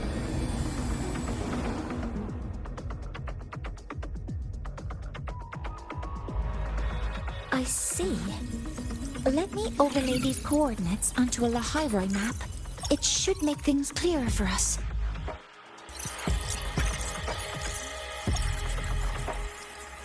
Done. Using Sundermere as the origin, the distribution looks like this.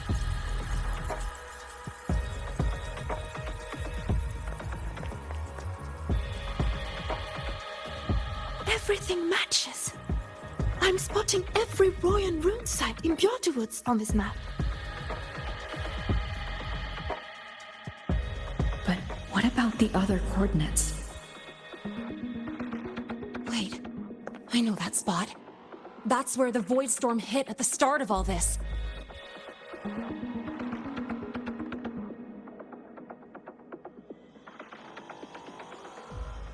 You know, that time when we first met?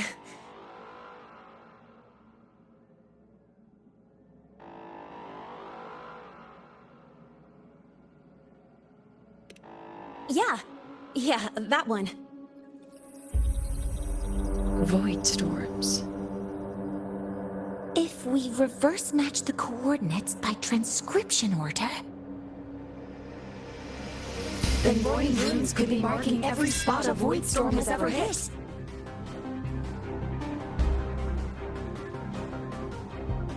So it is. We Roya have observed something similar, but never perceived it as a universal law. Well, the runes aren't exactly neon signs on the stone boulders saying, "Look here."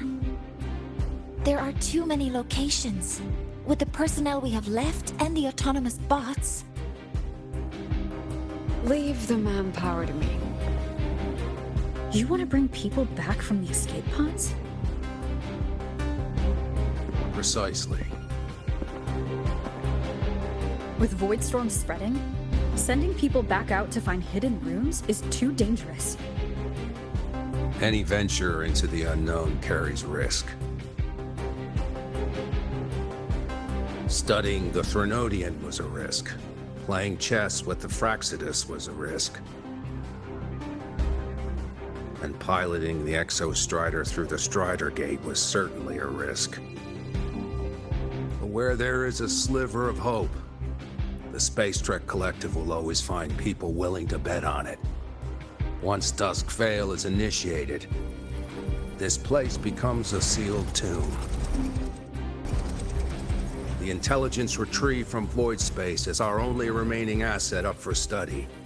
It's our only leverage against Aleph-1 before Dusk Vale fails. We have the capability, the responsibility, and the will to secure this void space data. Face the unknown and we may lose much. Flee from it, and we lose everything. Then leave Bjorderwoods to me. It's the most heavily contaminated area. If this is because of what happened to the Exostrider,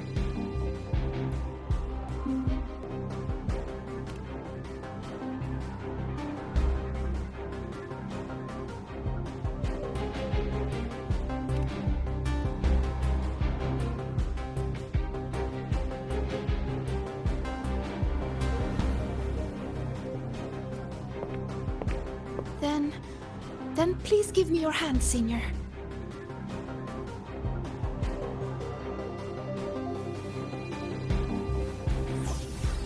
Use this.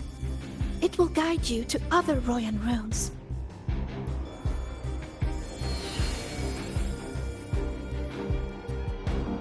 Oh, and take this one too. It's for protection. With it, you'll definitely come back safely.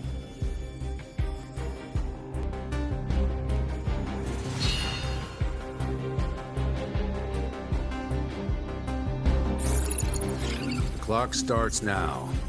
Recover all Royan runes before Duskvale gets initiated.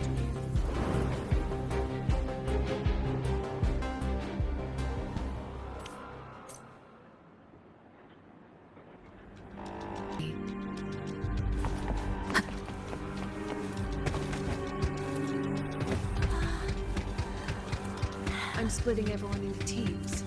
They'll depart. I'm splitting everyone into teams.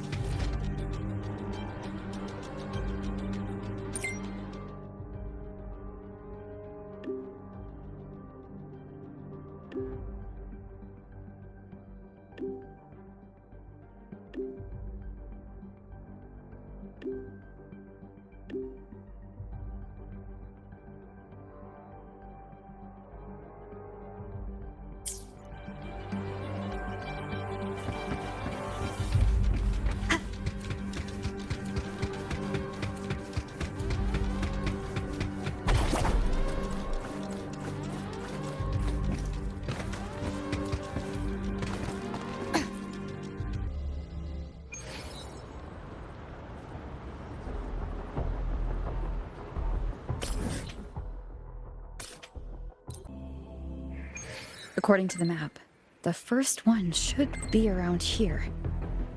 Ah, didn't notice before, but, there are some shredded frequencies hanging around this spot. Abby, you're awake. Didn't seem like the right time for a chat before. But hey, you've got a real knack for rallying the troops, huh?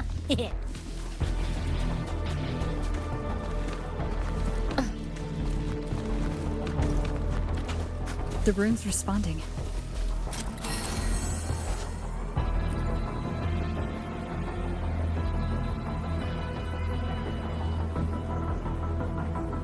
Whoa, something's glowing over there. Those outer rune fragments. Line them up just right, and they might connect with the runes on the boulders. Let's try.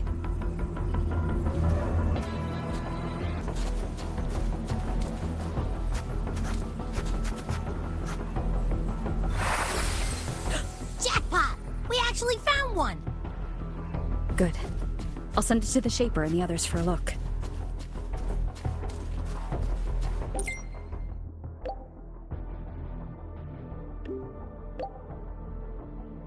All right, on to the next room.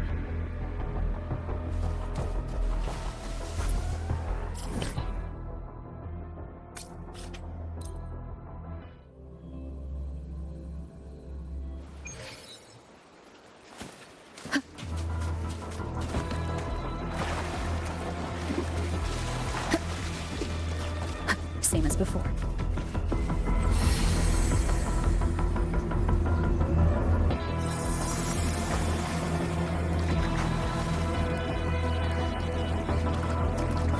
According to the mission details, there's still one left.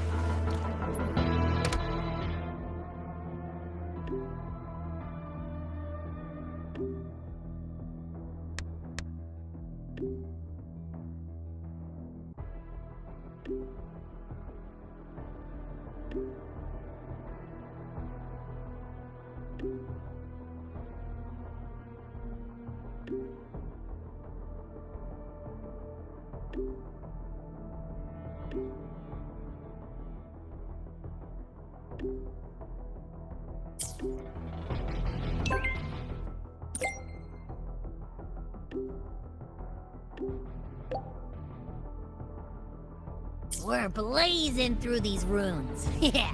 Teamwork makes the dream work, huh? Right. I hope Sigrika is having the same luck. So while you were searching, I tried tuning into each rune's frequency. Each trace felt different. This is the last one, right? Yeah.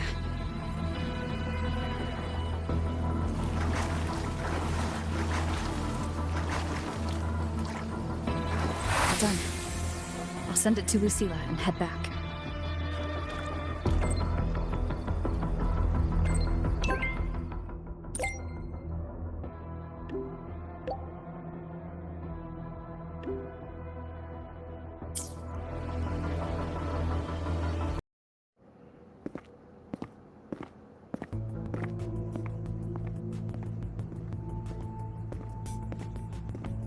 What's going on? Mentor, you're back. We've finished analyzing the runes, but their meaning still escapes us. As for the overlapping coordinates, we've run multiple standard decryption algorithms, but the results are contradictory.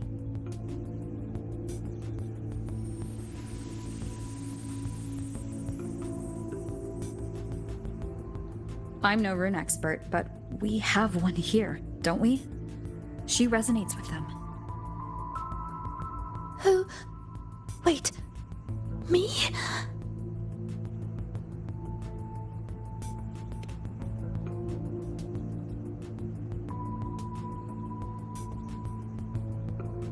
If you're asking me, these runes don't feel flat. They feel spherical. About this big. And these 2 points are relative. Like this. 3-dimensional coordinates. Orthographic projection. If we take the reactor drive's light data from the database as a depth layer and reconstruct it,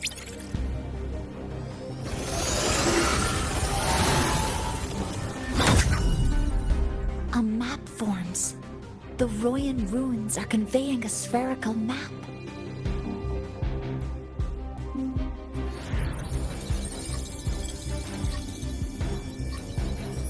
What are these 2 places? The one on the surface corresponds to the Strider Gate. As for the one at the center, there's too little data to confirm. But by geometric definition, it's the origin point of the entire map.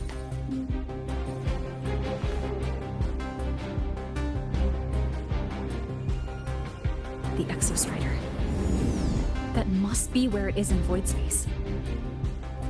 It's the only thing that could survive there. The lodestar Imyth was trying to show me. Contamination around the keystone is off the charts. You've got no viable spatial data. In other words, using the Strider Gate to get you to void space isn't an option.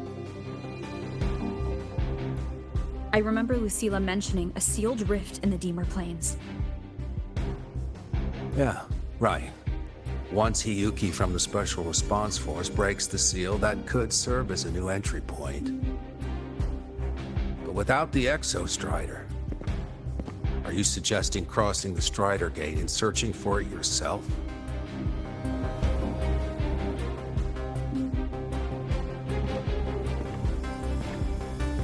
Now that we have a concrete map, I should be able to retrieve the Exostrider before my power of separation gives out.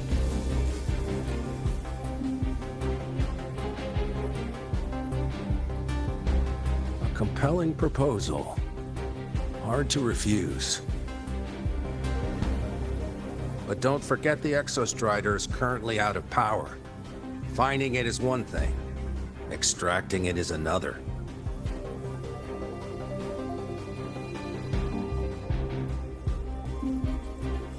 Then we set a hard deadline.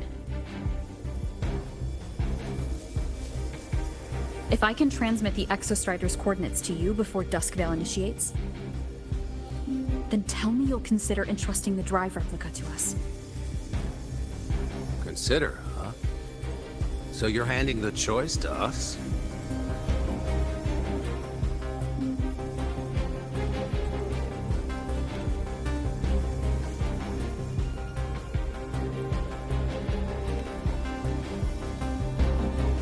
I'm not asking for a guarantee. I'm trusting you, the professionals on this side, to make the right call. Whatever that call is.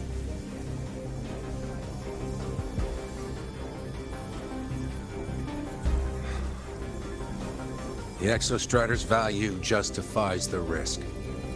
I agree to your proposal.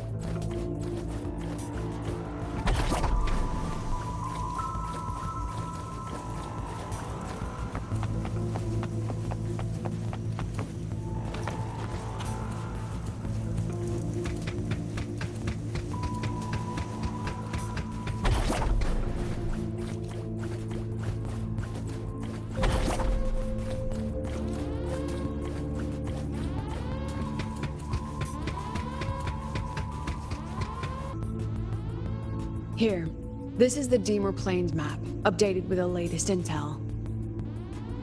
Be mindful of the contamination. It's not just the exoswarm or local life forms being affected. It's sealing off the terrain itself. That said, where there's a will, there's a workaround. Hiyuki found one, though it took her some time. That Miko? Yes, she's been investigating the Deemer Plains in secret. You'll meet her there. She also asked me to tell you that she's run into the Fraxidus there, including the missing girl, Denia.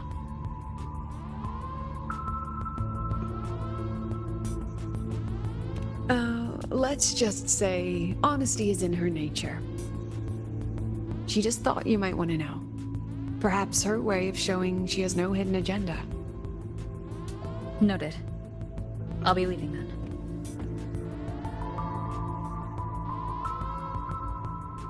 Wait. Look me in the eyes. Relax. It's my forte. You've seen it before. I will temper this moment into a bullet of memory, carved with your name, your face, and all you have been. What carries you is not only your own strength. Think.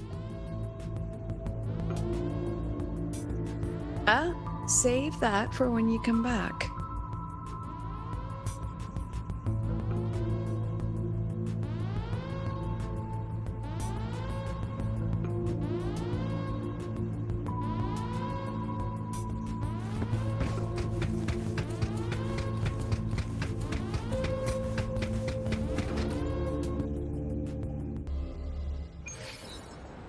An entry point hidden in the Deemer Plains.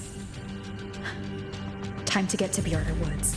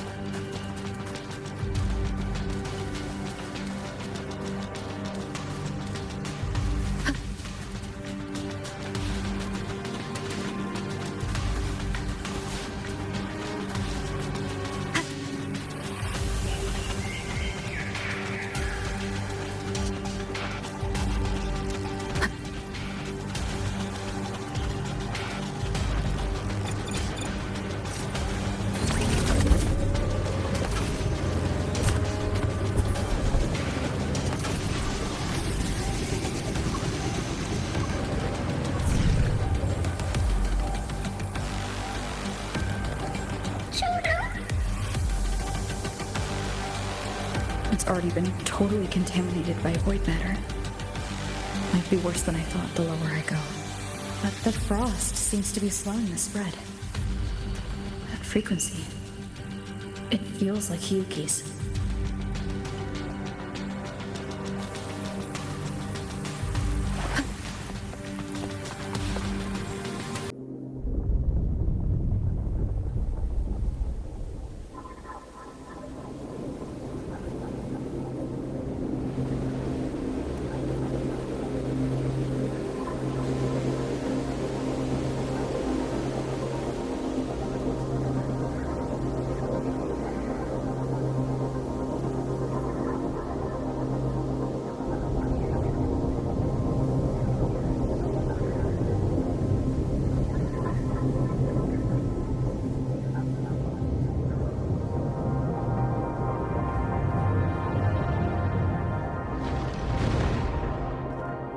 The void matter contamination is bad.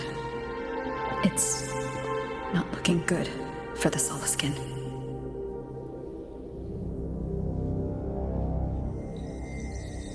This white bird. Did Hiyuki leave it here? All right. Lead me to Hiyuki.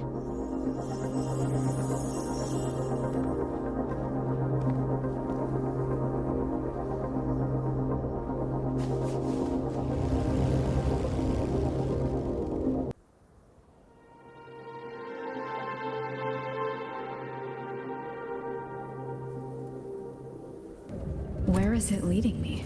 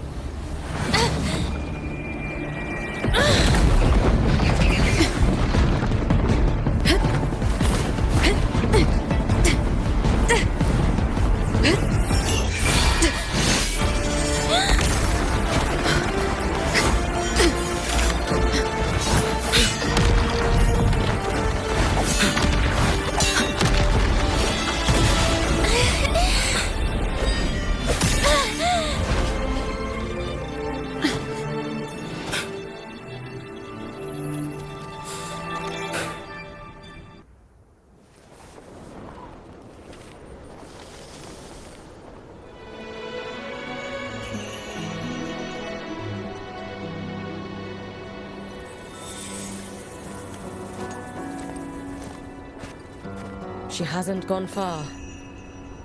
Probably watching us from the shadows.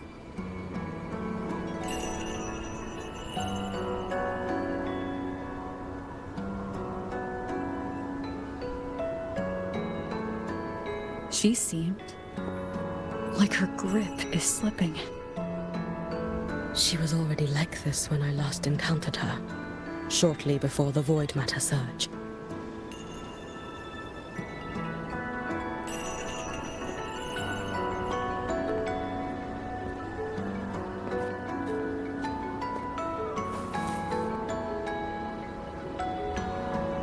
Hyuki, when you fought Denia, did you see anything, like a shadowy hand? Yes. Then Denia was behind the incident beyond the Strider Gate. Could she also be responsible for the Academy's void matter surge? Lucilla contacted me. She said you intend to return beyond Strider Gate. The roads here have been swallowed by void matter. There is no direct passage. Lucilla must have told you of the rift that appeared over a decade ago. Thinking back now, that was likely the Fraxidus' doing. Luke said the Grand Architect caused that rift. That was what led to Imeth's death in the simulator cockpit.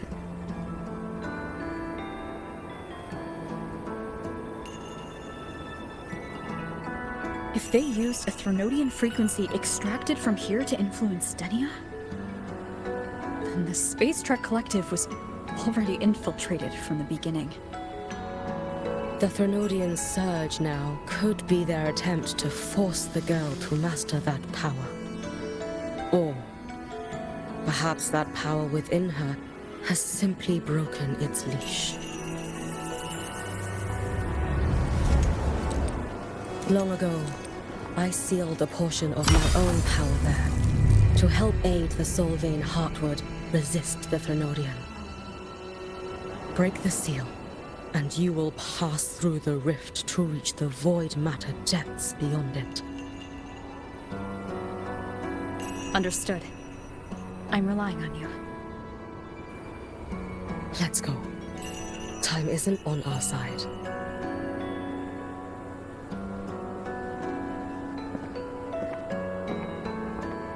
Savior, who has always walked with victory.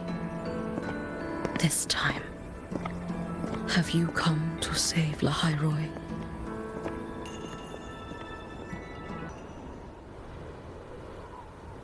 This is...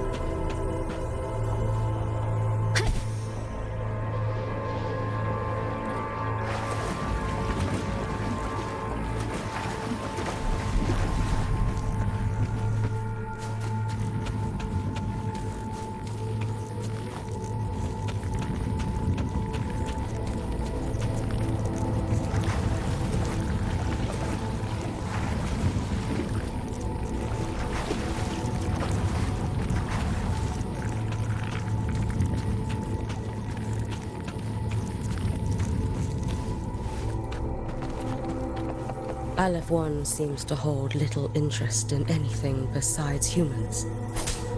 Most of the structures it devoured have drifted here.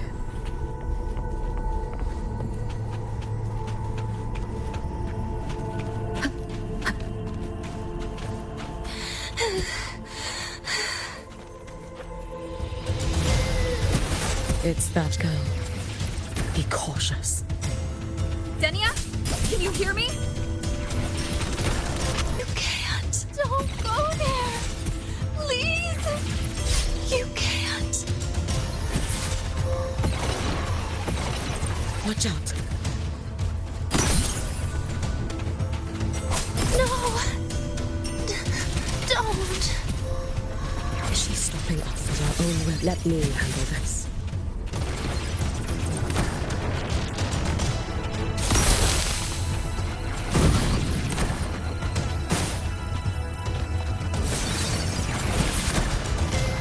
It's fine.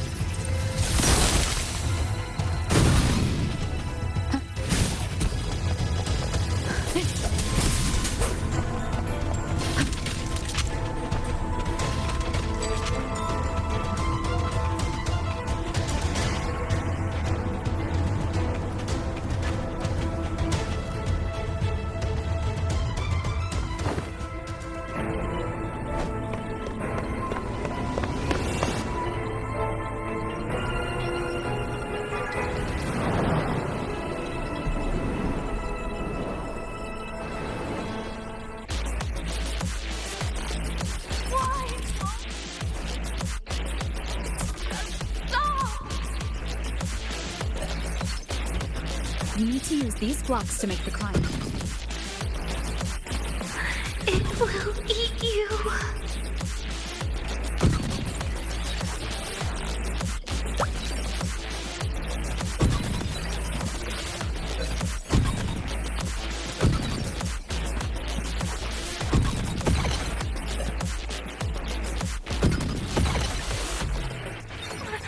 Sorry. You really shouldn't go.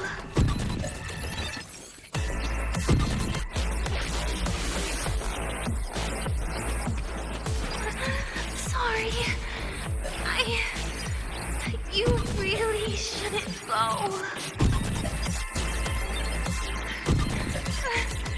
I sent you away. So why? So it was you, Denia. The one who pushed me out of void space.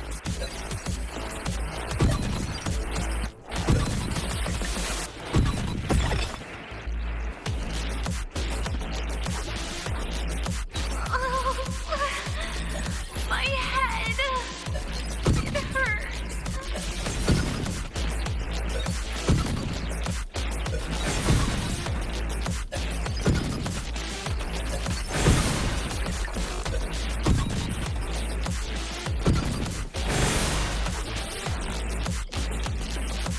No. Playtime is over.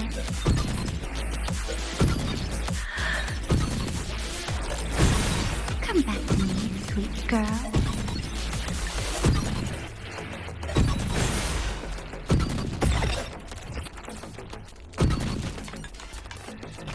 No!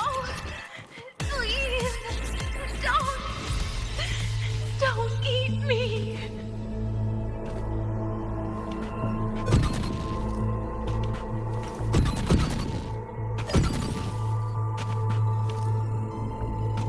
That child's state. She did not appear to be under complete control.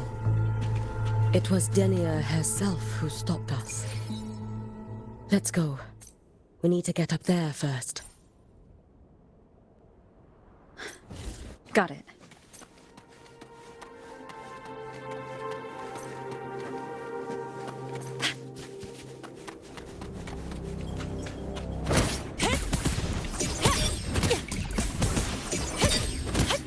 Check this out.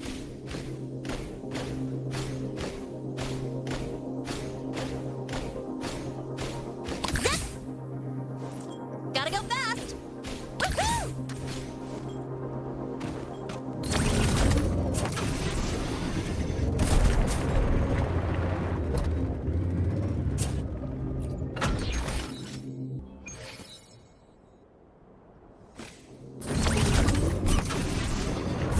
Have you been watching over Denia here?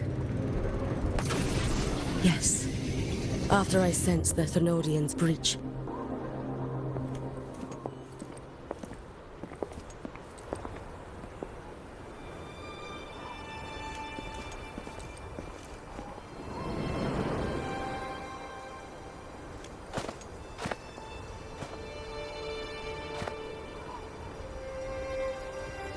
Wait here.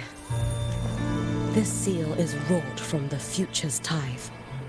To put it simply, I drew upon countless versions of my future self and anchored them here to suppress the void matter. To break the seal is to reclaim those futures.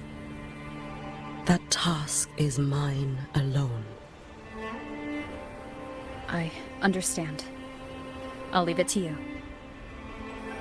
There is one thing. With Aleph 1 active, I may not be able to restore this seal once it is broken. You choose the most perilous path at the most perilous time.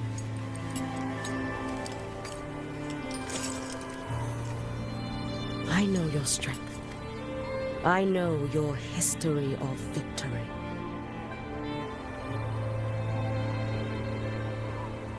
To take such a risk? Is it because you remain confident you will not fail? That you cannot lose to the Thenodians? No, I've failed before. I don't think anyone can win forever. If I'd never lost, maybe I'd still have my memories.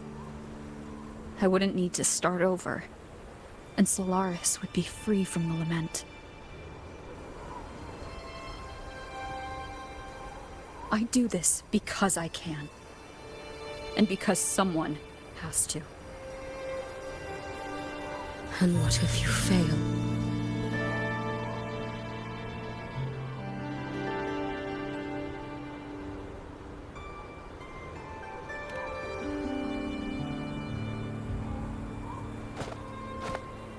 I meant, what becomes of you? Maybe I'll be lost to void space. Maybe I'll find a way to turn the tide. I can't know right now. But if I don't try, there's no way I'll ever know. What makes me scared isn't coming up short. It's the thought of not giving it my all. The cost of this attempt is steep, and you bear the weight of many. I expected more caution. To fail even once against a Threnodian is to invite apocalypse. Even knowing this, you would still go. Hiyuki? Lucilla told me you fought a Threnodian in Ashinohara. I don't know how you did it, but I can only imagine what it took to hold the line in a place already so destroyed. So, I'll ask you. Did you fight in Ashinohara because you were certain you would win? No. I was not. I never was. Then you understand why I'm doing this. You would make the same choice in my place. I see. I will attend to the seal of flaming Sakura. It will not take long.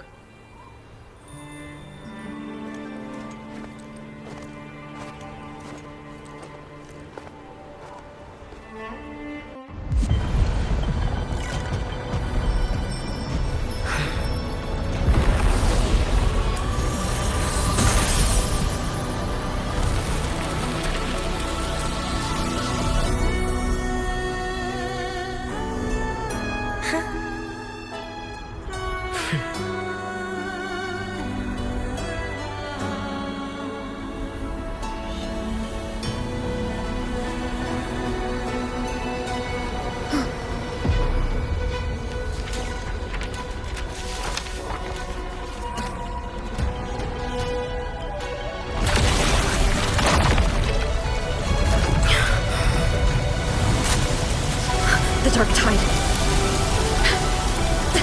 Hiyuki, let me help! No need. I must do this myself.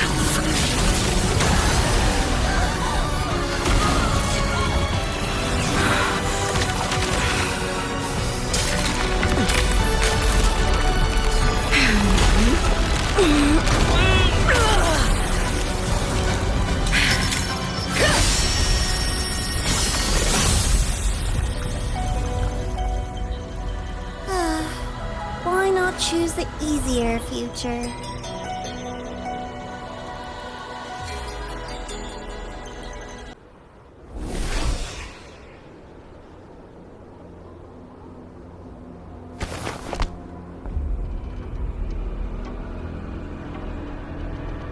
The girl.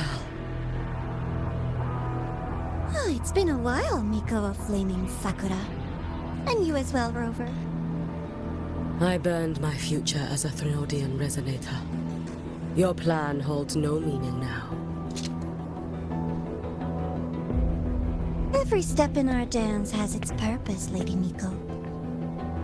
Our paths have crossed often, but in my design, this is our true introduction to each other. Because at last, I have a masterpiece, worthy of your attention. You infiltrated the collective for Denia and Hiyuki. You wanted Leviathan's power to merge them into one.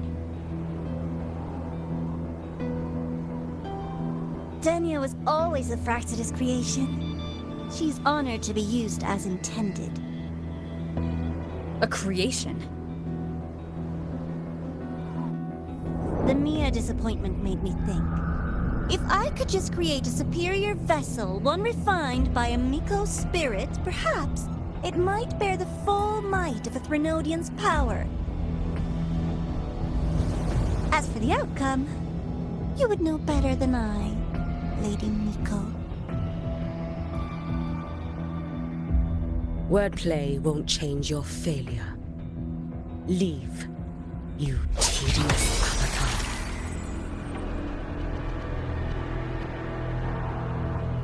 Failure? No. Listen, you two. I'm just showing Solaris another possibility. If we made one Denia, we can make another. And another. Until we hold a complete obedient Renodian resonator in our hands. Your own borrowed future showed you that. A true Renodian resonator will exist.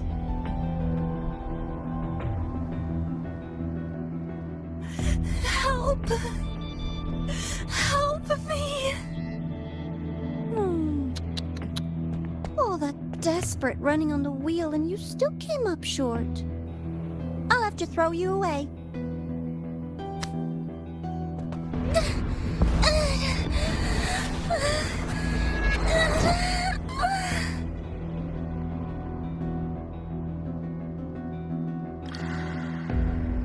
She can deny it all she likes, but the void in her heart is the same as Aleph One's. That emptiness, it will always pull her towards the Threnodian's power.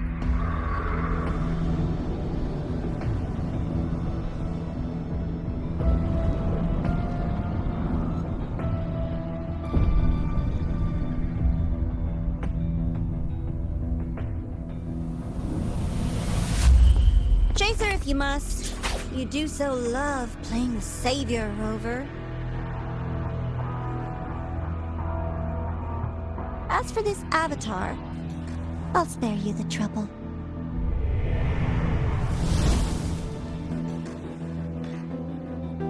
Wasting time on one of their avatars is pointless. Come on, Hiyuki. The seal is open. We have a job to do. Denia needs us.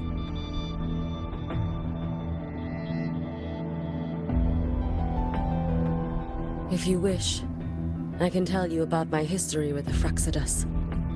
But of course, Denia is the more pressing matter. It's not hard to guess. The Grand Architect wanted your power as the Miko of Flaming Sakura, didn't they?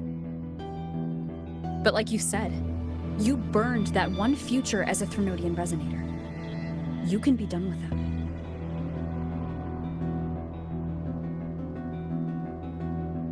Right now, Denia's state is what worries me. I fear that child may already be.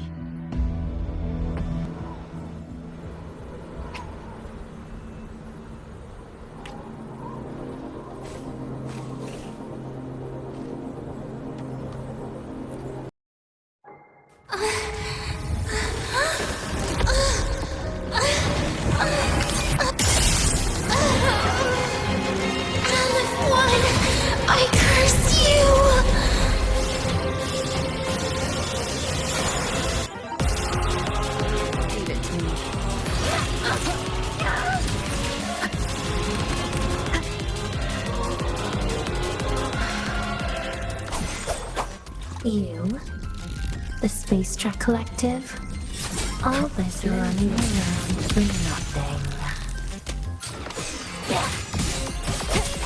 Hopefully this helps.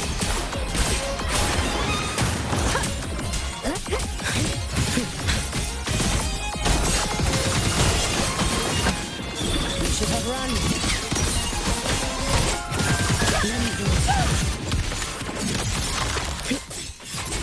Take your final dive into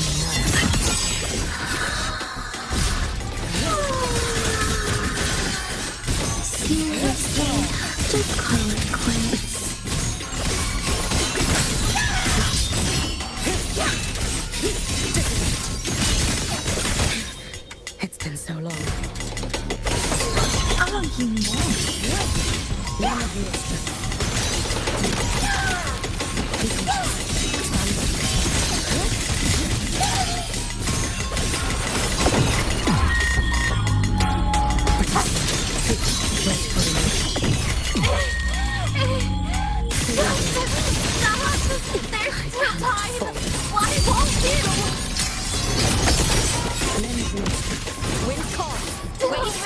nothing to turn back!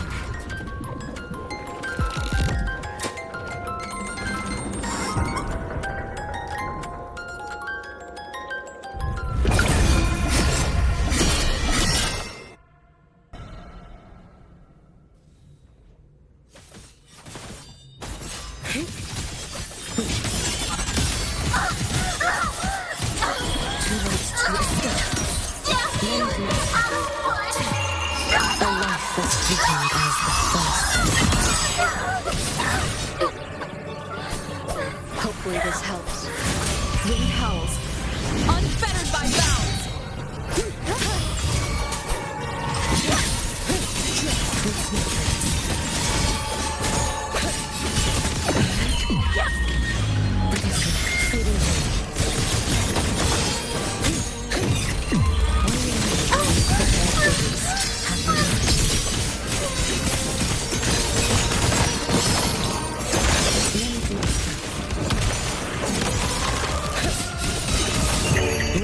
Above the inferno.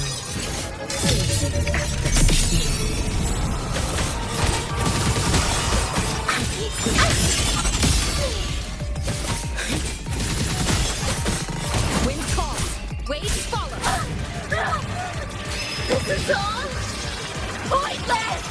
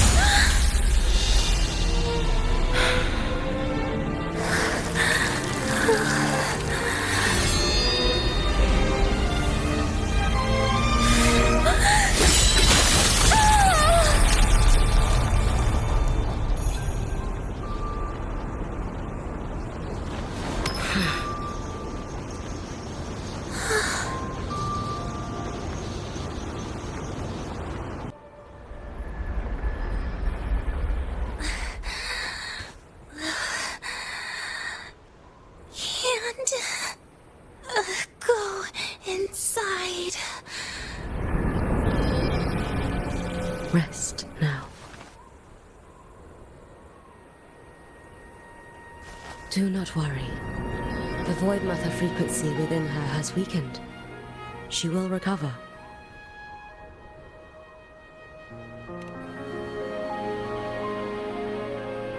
Forgive me, but I believe waiting for the Void Matter to spread would take too long. This will be faster.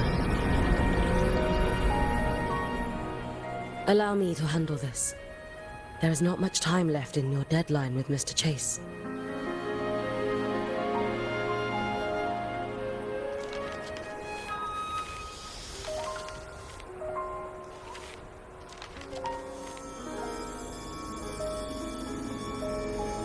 My Shiratori can guide you through Void Matter, but the concentrations here go beyond its strength. So I will draw upon a future where I learned to fully channel its power.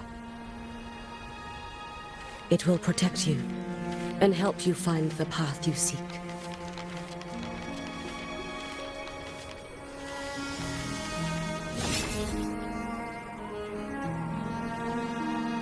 The rest is yours to face.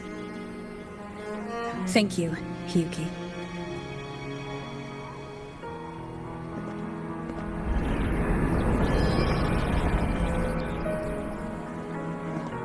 I've read the Space Trek Collector's report on Imeth. She wrote that her intention is saving the world. Lucilla said you are her family. I suppose you must be the reason she held that vision.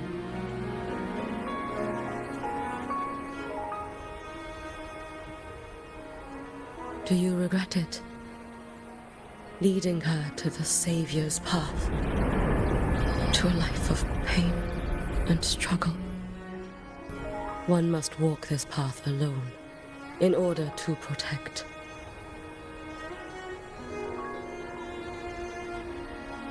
And those who walk it out of admiration will lose themselves in the mire. No, Hyuki. I don't seek Imyth to confess my regrets. I want to find her, so I can tell her.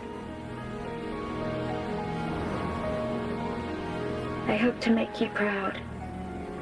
I hope I haven't let you down. I've always been proud of her. She chose to walk this path with me, so I know I'm not alone. Should I ever fail, I know there will be someone who will continue to protect Solaris. With your extraordinary strength, that is indeed possible. But for those who are too weak to save others, there is only futility waiting at the end. As I learned when I failed to save Ashinohara, all I can do now is hold my Sutsu tightly to ensure that after Hyuki, there will be no more Miko of Flaming Sakura. That is all that remains.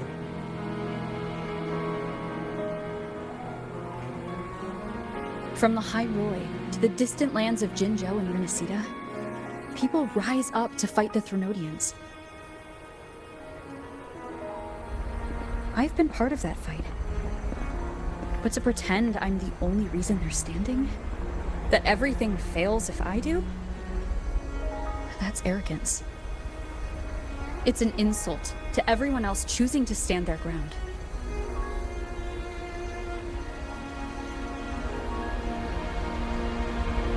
My victories were never mine alone. If even one person makes it to the end of this road, then we're still winning. Hyuki, when you're walking alone and feel that weight, just stop for a moment. Look around. Stop.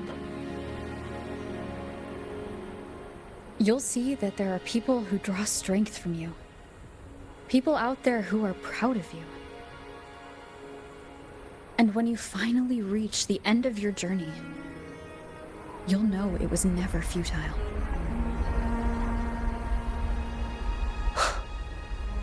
How enviably brilliant.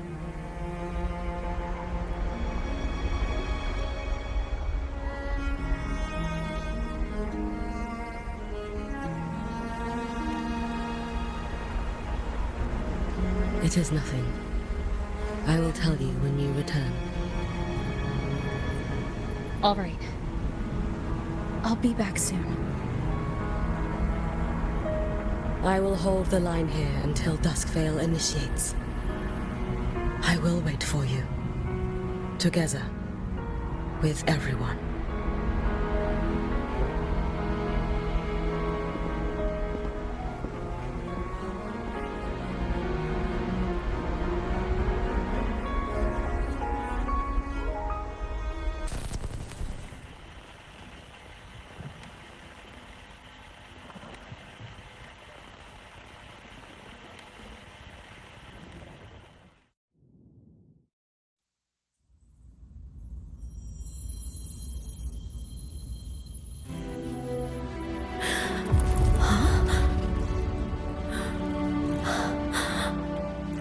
Exostrider?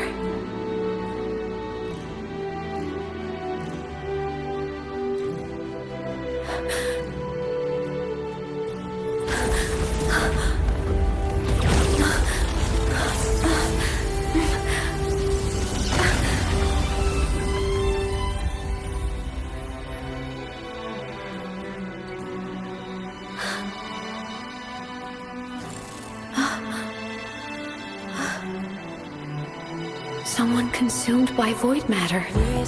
Come here. The Exostrider's power is nearly spent, but I'll do my best to protect you.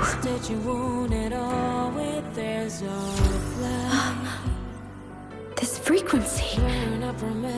No! Your existence is already nearly... Where am I? Did the void storm consume me? Am I dead? Is this void space a higher dimension? Our existence is fading. Did you just say that time and space have no meaning? Who's speaking? I can't see you, but I can feel you. Sound doesn't travel here. Thoughts do.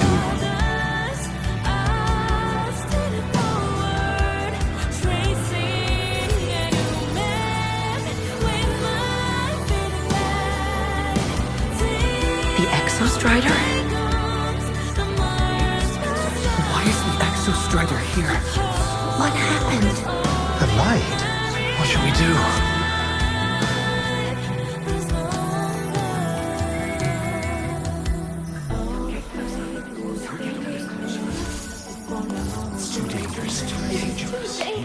What are you doing? This is meaningless. That's enough. It's futile. Our lives already ended in the void. I heard the Exostriders cry for help. I want to find it. Time and space don't mean a thing. You'll never reach it. I know what the Exostrider means to the Lahai-roi, but This is meaningless. You want to give save up. it? How? Nothing makes sense It's here. futile. But we made it to the stars to reach for the unknown, didn't we?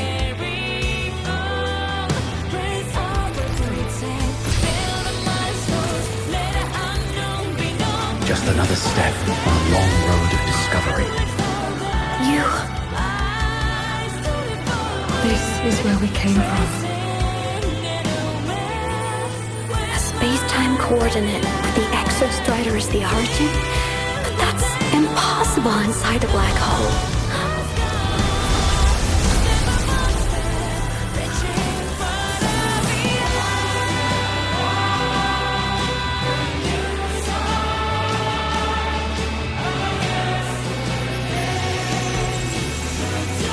Now, we will mark the past with the future.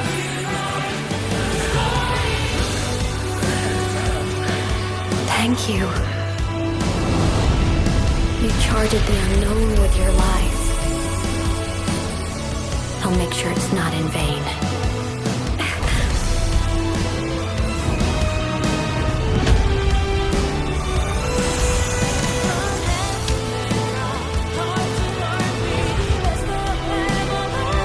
The light of the origin point. We will bear it.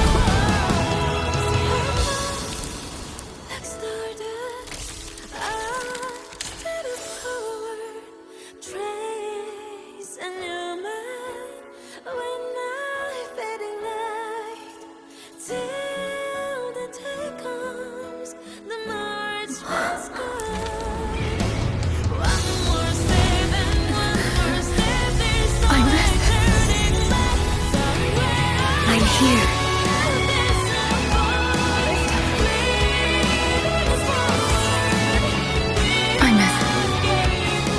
Can you bring the drive replica here? It's the heart they built for the Exostrider.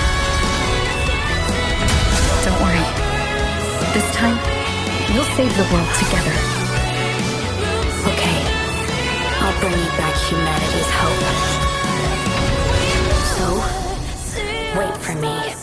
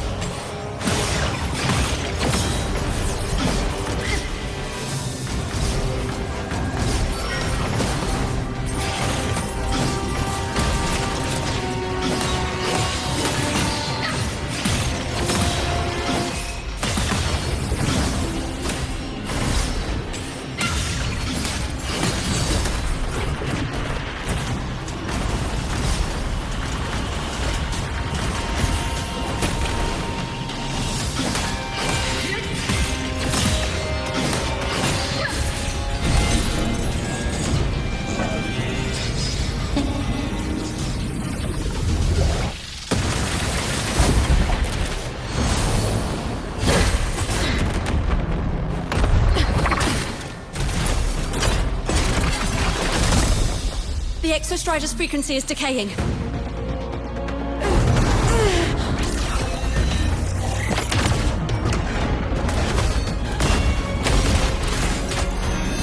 Its reading is about to flatline. Status on the drive replica. Almost ready. We just need the calibration data now.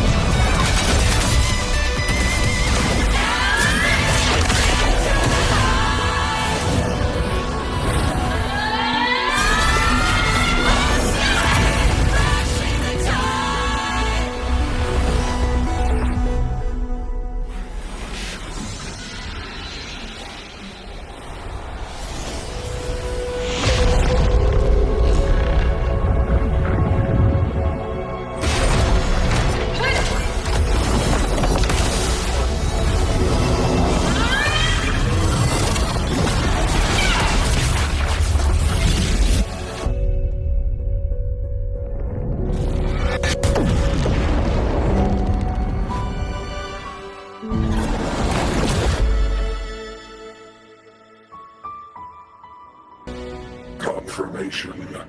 Battle concluded. Void matter responses within this sector have dissipated. But Threnodian LF-1 wasn't destroyed. Analysis. Resonator Imuth. Under current parameters, the permanent termination of Aleph-1 is impossible. Therefore, I exercised autonomous judgment and exiled it to the furthest reaches of this universe. Request. Arbiter, permission to remain. Before your final judgment, allow me to submit a log of my experience in Lahai-roi.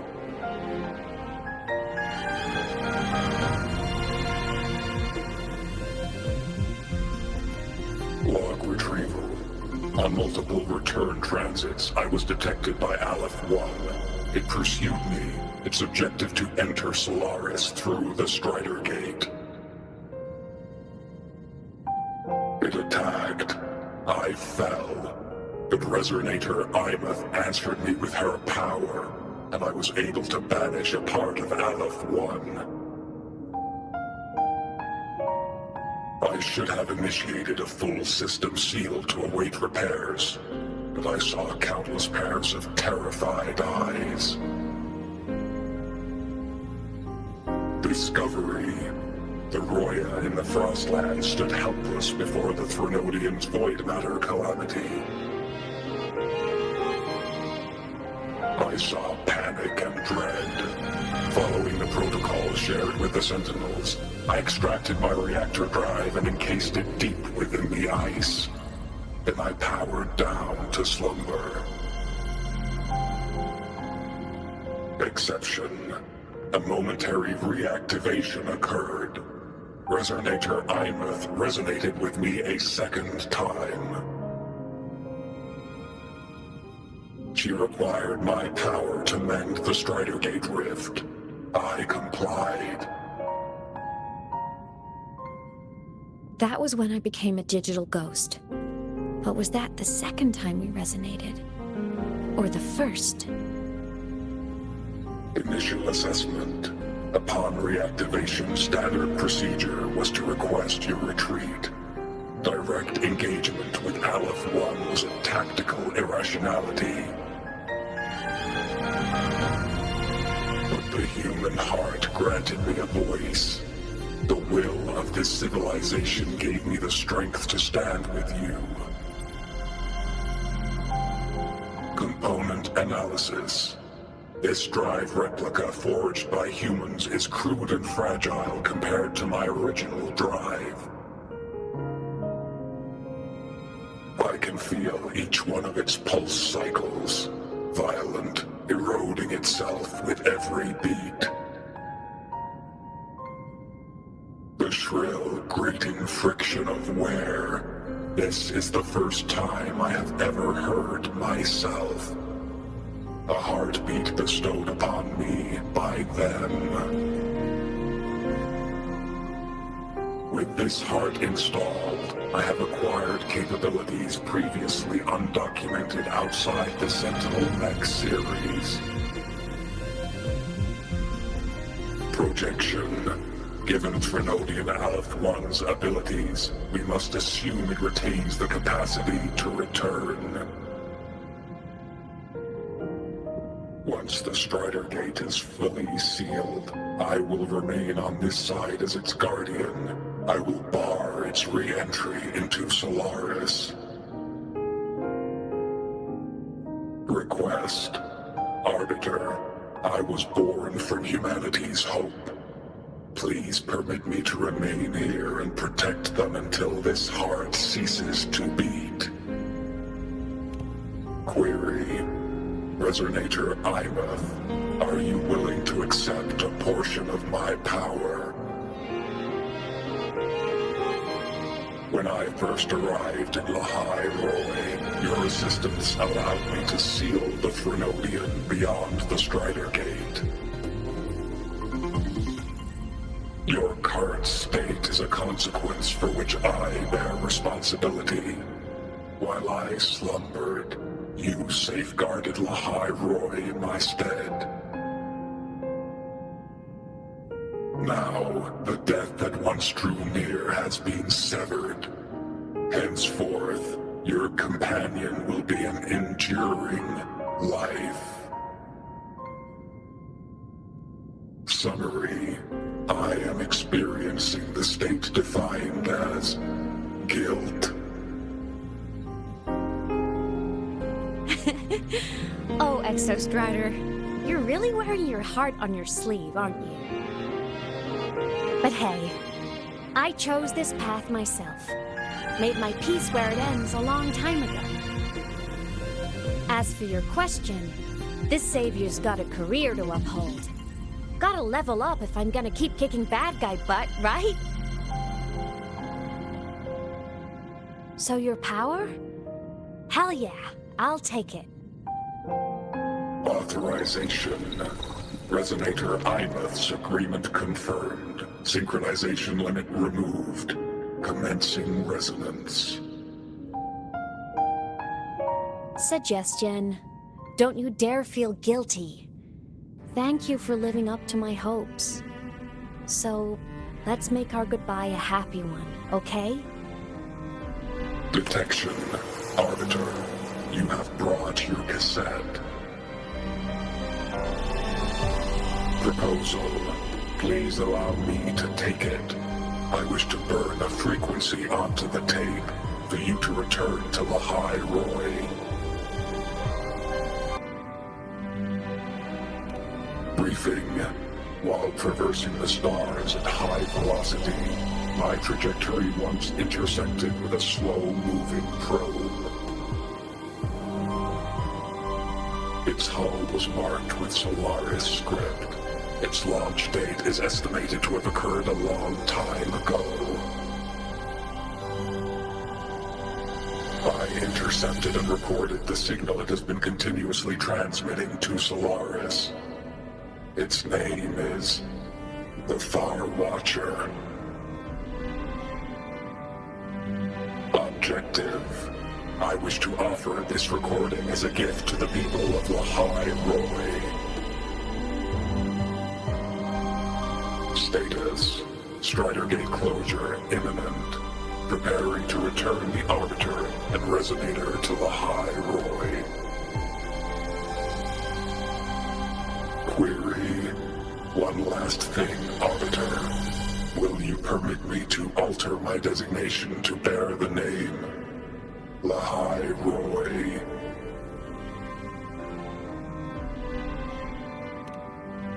Designation change complete. Thank you, Arbiter. Valediction. Farewell, Arbiter. Please deliver my temporary goodbye to the people who forged this heart. Prediction. We will meet again in the boundless sea of stars.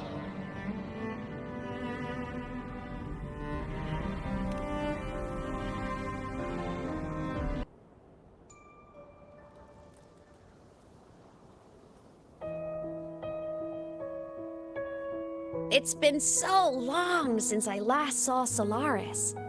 Feels weirdly nostalgic. Now that Aleph 1's been kicked to the cosmic curb, Lahai-roi can finally breathe easy. I was gonna say we saved the world this time, but honestly, it was the explorers who fell into the void matter. They're the ones who mapped that data on me and the Exostrider inside the Threnodian's black hole. All I did was burn their findings onto a cassette for you. And it was the people of Lahai-roi who decoded the cassette and forged the drive replica. That's what let the Exostrider finally cast the Threnodian out. So, this wasn't a story about heroes saving the world. It was the world saving its heroes, right? Yes. And now, we're home.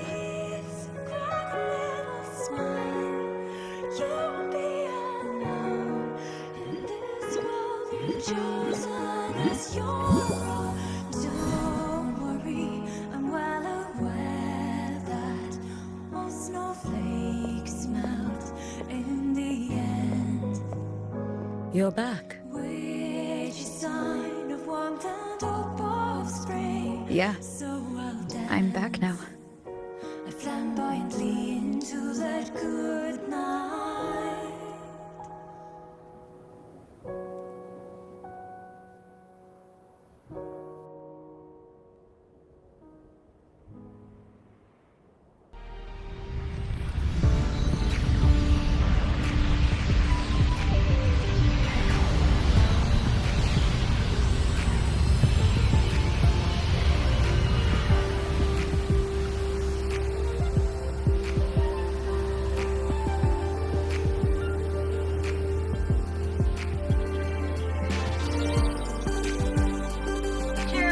One's recent activity, impact was successfully contained to the Dima planes. Within the planes themselves, void matter concentrations have dropped significantly across most sectors. Monitoring data from the space track collected confirms that Threnodian markers within the region of Lahai-roi have now fallen to near zero levels. Exostrider activity has fully ceased. However, related research into its technology will continue. Most units deployed by Startorch Academy have successfully neutralized all anomalous constructs activated by the Threnodian across Lahai-roi. The experience gained through this mission will carry forward. In Beata Woods, the area closest to the Threnodian's attempted breach, partial structural damage has been confirmed. Overall, the situation remains well within control. As void matter levels continue to drop, the Roya will regain access to a broader and more stable range of territory.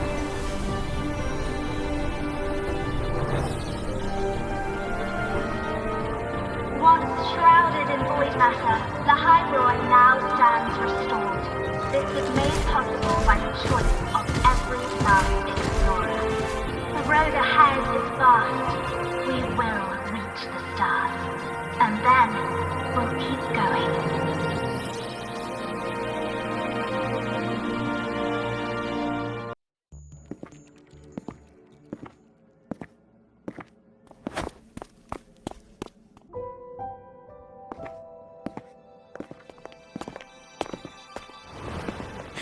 You made it! Turns out, decoding what the Exostrider burned into your cassette was way tougher than the Institute thought. They only just finished today. Over here! Everyone's waiting for you.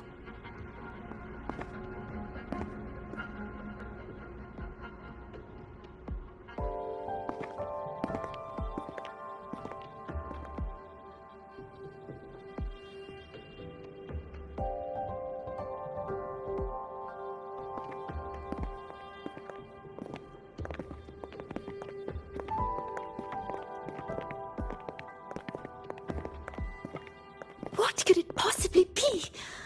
Oh, I can't wait to find out.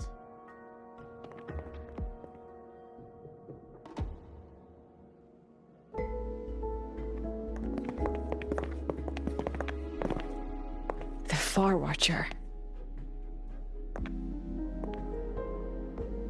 I have to admit, I was genuinely surprised when you handed me this tape and said that name.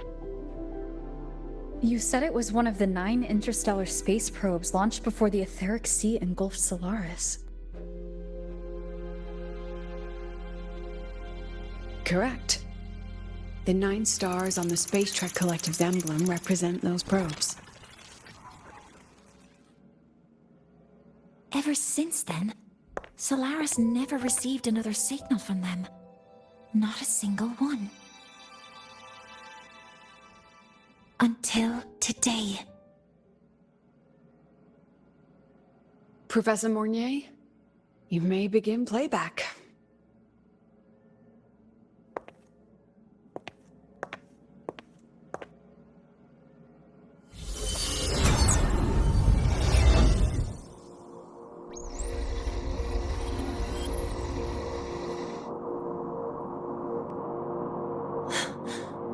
This sounds like white noise.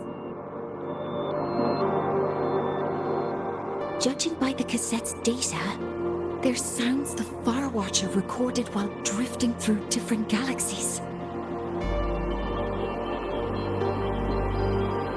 Sounds that have been lost to us for centuries. Silenced by the etheric sea. So that's why the Exostrider wanted to give these recordings to the explorers of Lahai-roi today. Because this is a gift from light years away, sent by the explorers of Lahai-roi's past.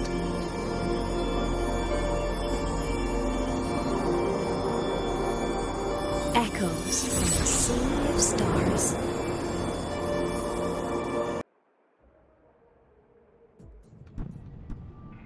The Space Trek Collective has taken in that Denia girl, just as you wished, Grand Architect. Good. Just let them care for the little doll for now. Such an extraordinary performance. I'm sure I can find another role for her later. All retrieved data has been processed, awaiting review at your leisure. May I ask what you plan to do next?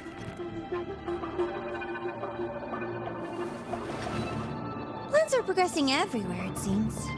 I've dallied in Lahai-roi long enough. Time to stretch my legs. Cristoforo, be a dear and run a message to Eris in the new Federation for me. Understood. Though I suspect the Vice Architect will begrudge once more your sending me to disturb their precious quiet. Oh, and will you require me to draft a prologue for your characters? No need. I'll pay for Lova a visit myself first. That will be all for now. This body tires so easily. Remember to give her a silent ending. Grand Architect, with this phase of verification complete and full production proceeding, do we still have use for that Miko? That won't be necessary. Her future as a Threnodian resonator has been taken. She no longer requires our attention. Besides, she's failed one too many times, drawn one too many futures from herself, and she still insists on walking the path of saving Ashinahara alone with no intention of stopping.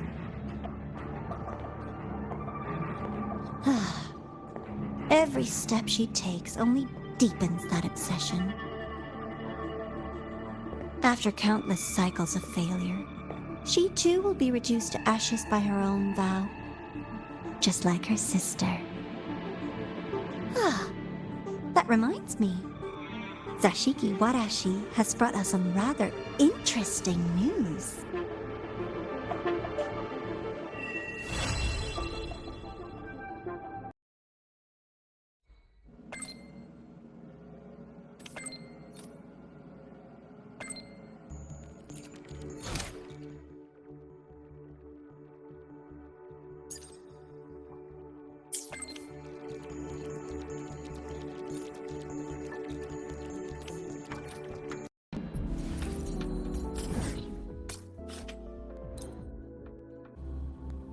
First, no quick thrills. Second, no slipping Going on traffic against rules. wind. Third, safety. Hyokuru must be just ahead. This was Honami's last rite of purging. All is settled. Only one final thing remains. I have truly kept you waiting for too long, Hyokuru.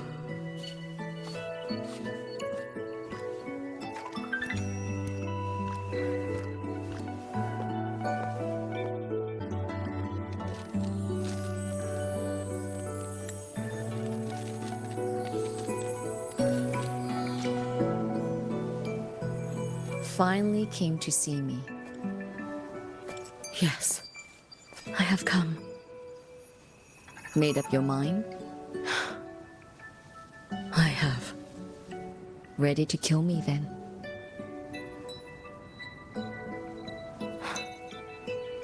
Yes. Oh, has my little Hiyuki grown so confident that she can best me without even drawing her blade? Now, don't forget who taught the Miko of Eternal Flaming Sakura. Can't show a little respect to your elder? You call what you did to me teaching, Hyokuro?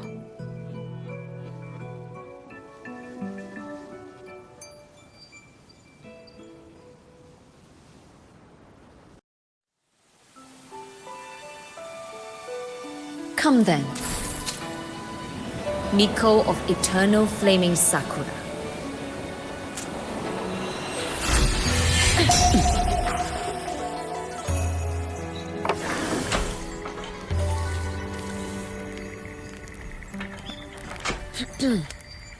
Calm yourself.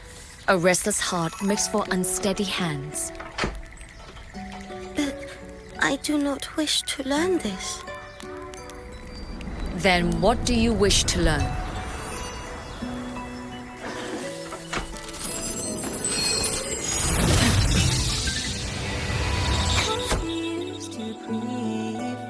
This girl will become a great archer.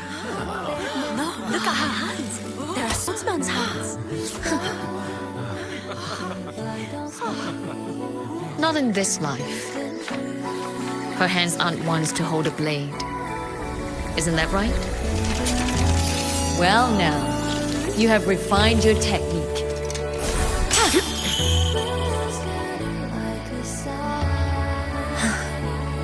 Hiyuki, do not let the Suzu bind your fate.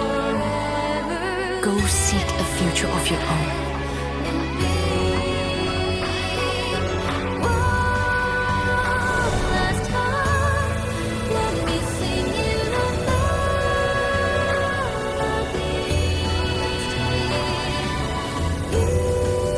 Focus, Hiyuki. Survive this strike and reach your tomorrow.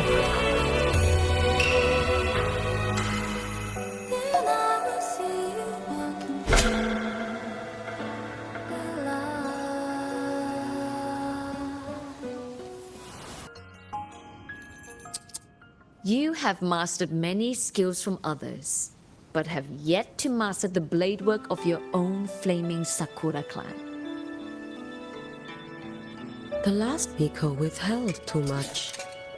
She refused to teach me a single technique. Do you resent her?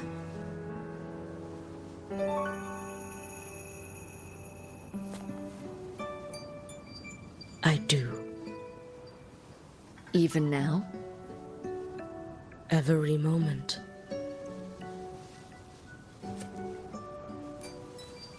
I resent that she did not step down long ago. Instead, she burned every future she had and left nothing behind. Not even ashes. I resent that she did not pass her skills to me. That she sent me away each time she trained. Now, there is nothing of her left in me. Hiyuki.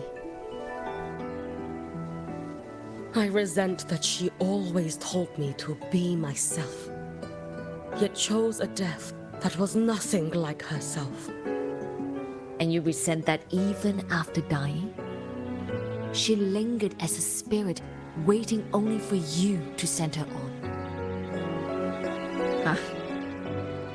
I was being cruel, wasn't I? It's just, I couldn't let my fear go. No one understood the scale of your gift, Hiyuki. Your potential to tame even a Threnodian. If you drew such a future, would everything not become much easier? Hyokuro, Shh. As long as it comes from your own heart and will. Any future you choose is acceptable.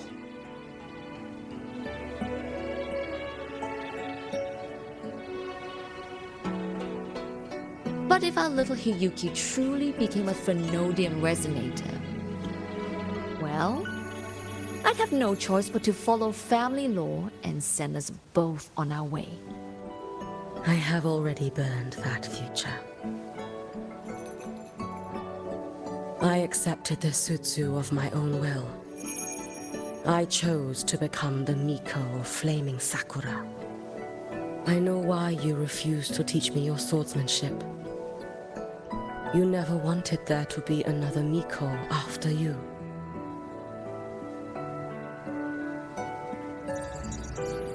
I will fulfill that wish, sister.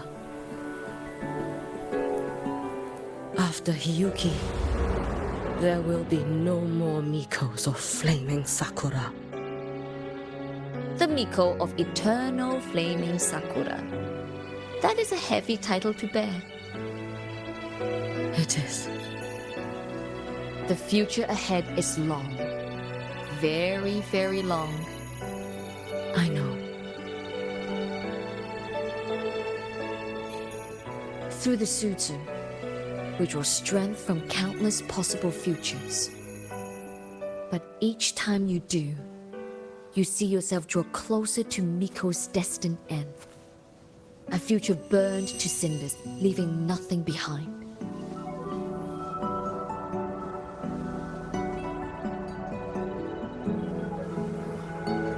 Yes.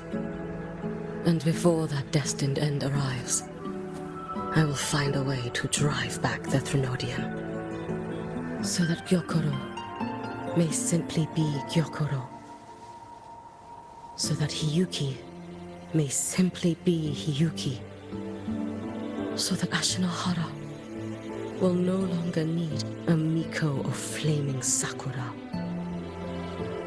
You have grown up, a little Hiyuki.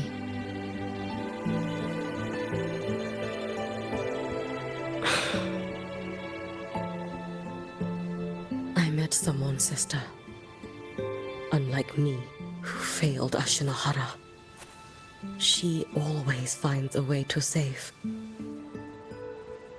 That must be difficult for you to bear, little Hiyuki. Yes. At first, it was. Hearing tales of her exploits, I felt a deep admiration. No, perhaps it was closer to jealousy. I thought, if only I possessed her strength, then my days would not be filled with regret. Ashinohara would be saved. And I, in the peace that followed, could have lived an ordinary life. But upon meeting her, I came to understand. Even a great savior carries many pains and failures. And the path of a savior is walked not alone, but alongside countless others. Gyokuro. Yes? I have always admired you as the Miko of Flaming Sakura. And I have always held you in the highest honor. Even if one day I am burned to ashes, because of you, because of her, because they all exist, I am never truly alone.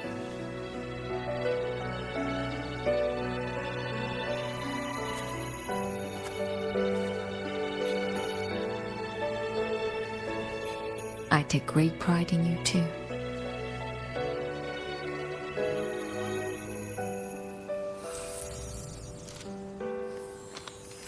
Go on, Shiratori. Fly to where your heart desires. May the day come when you, too, step into spring as freely as anyone in this world.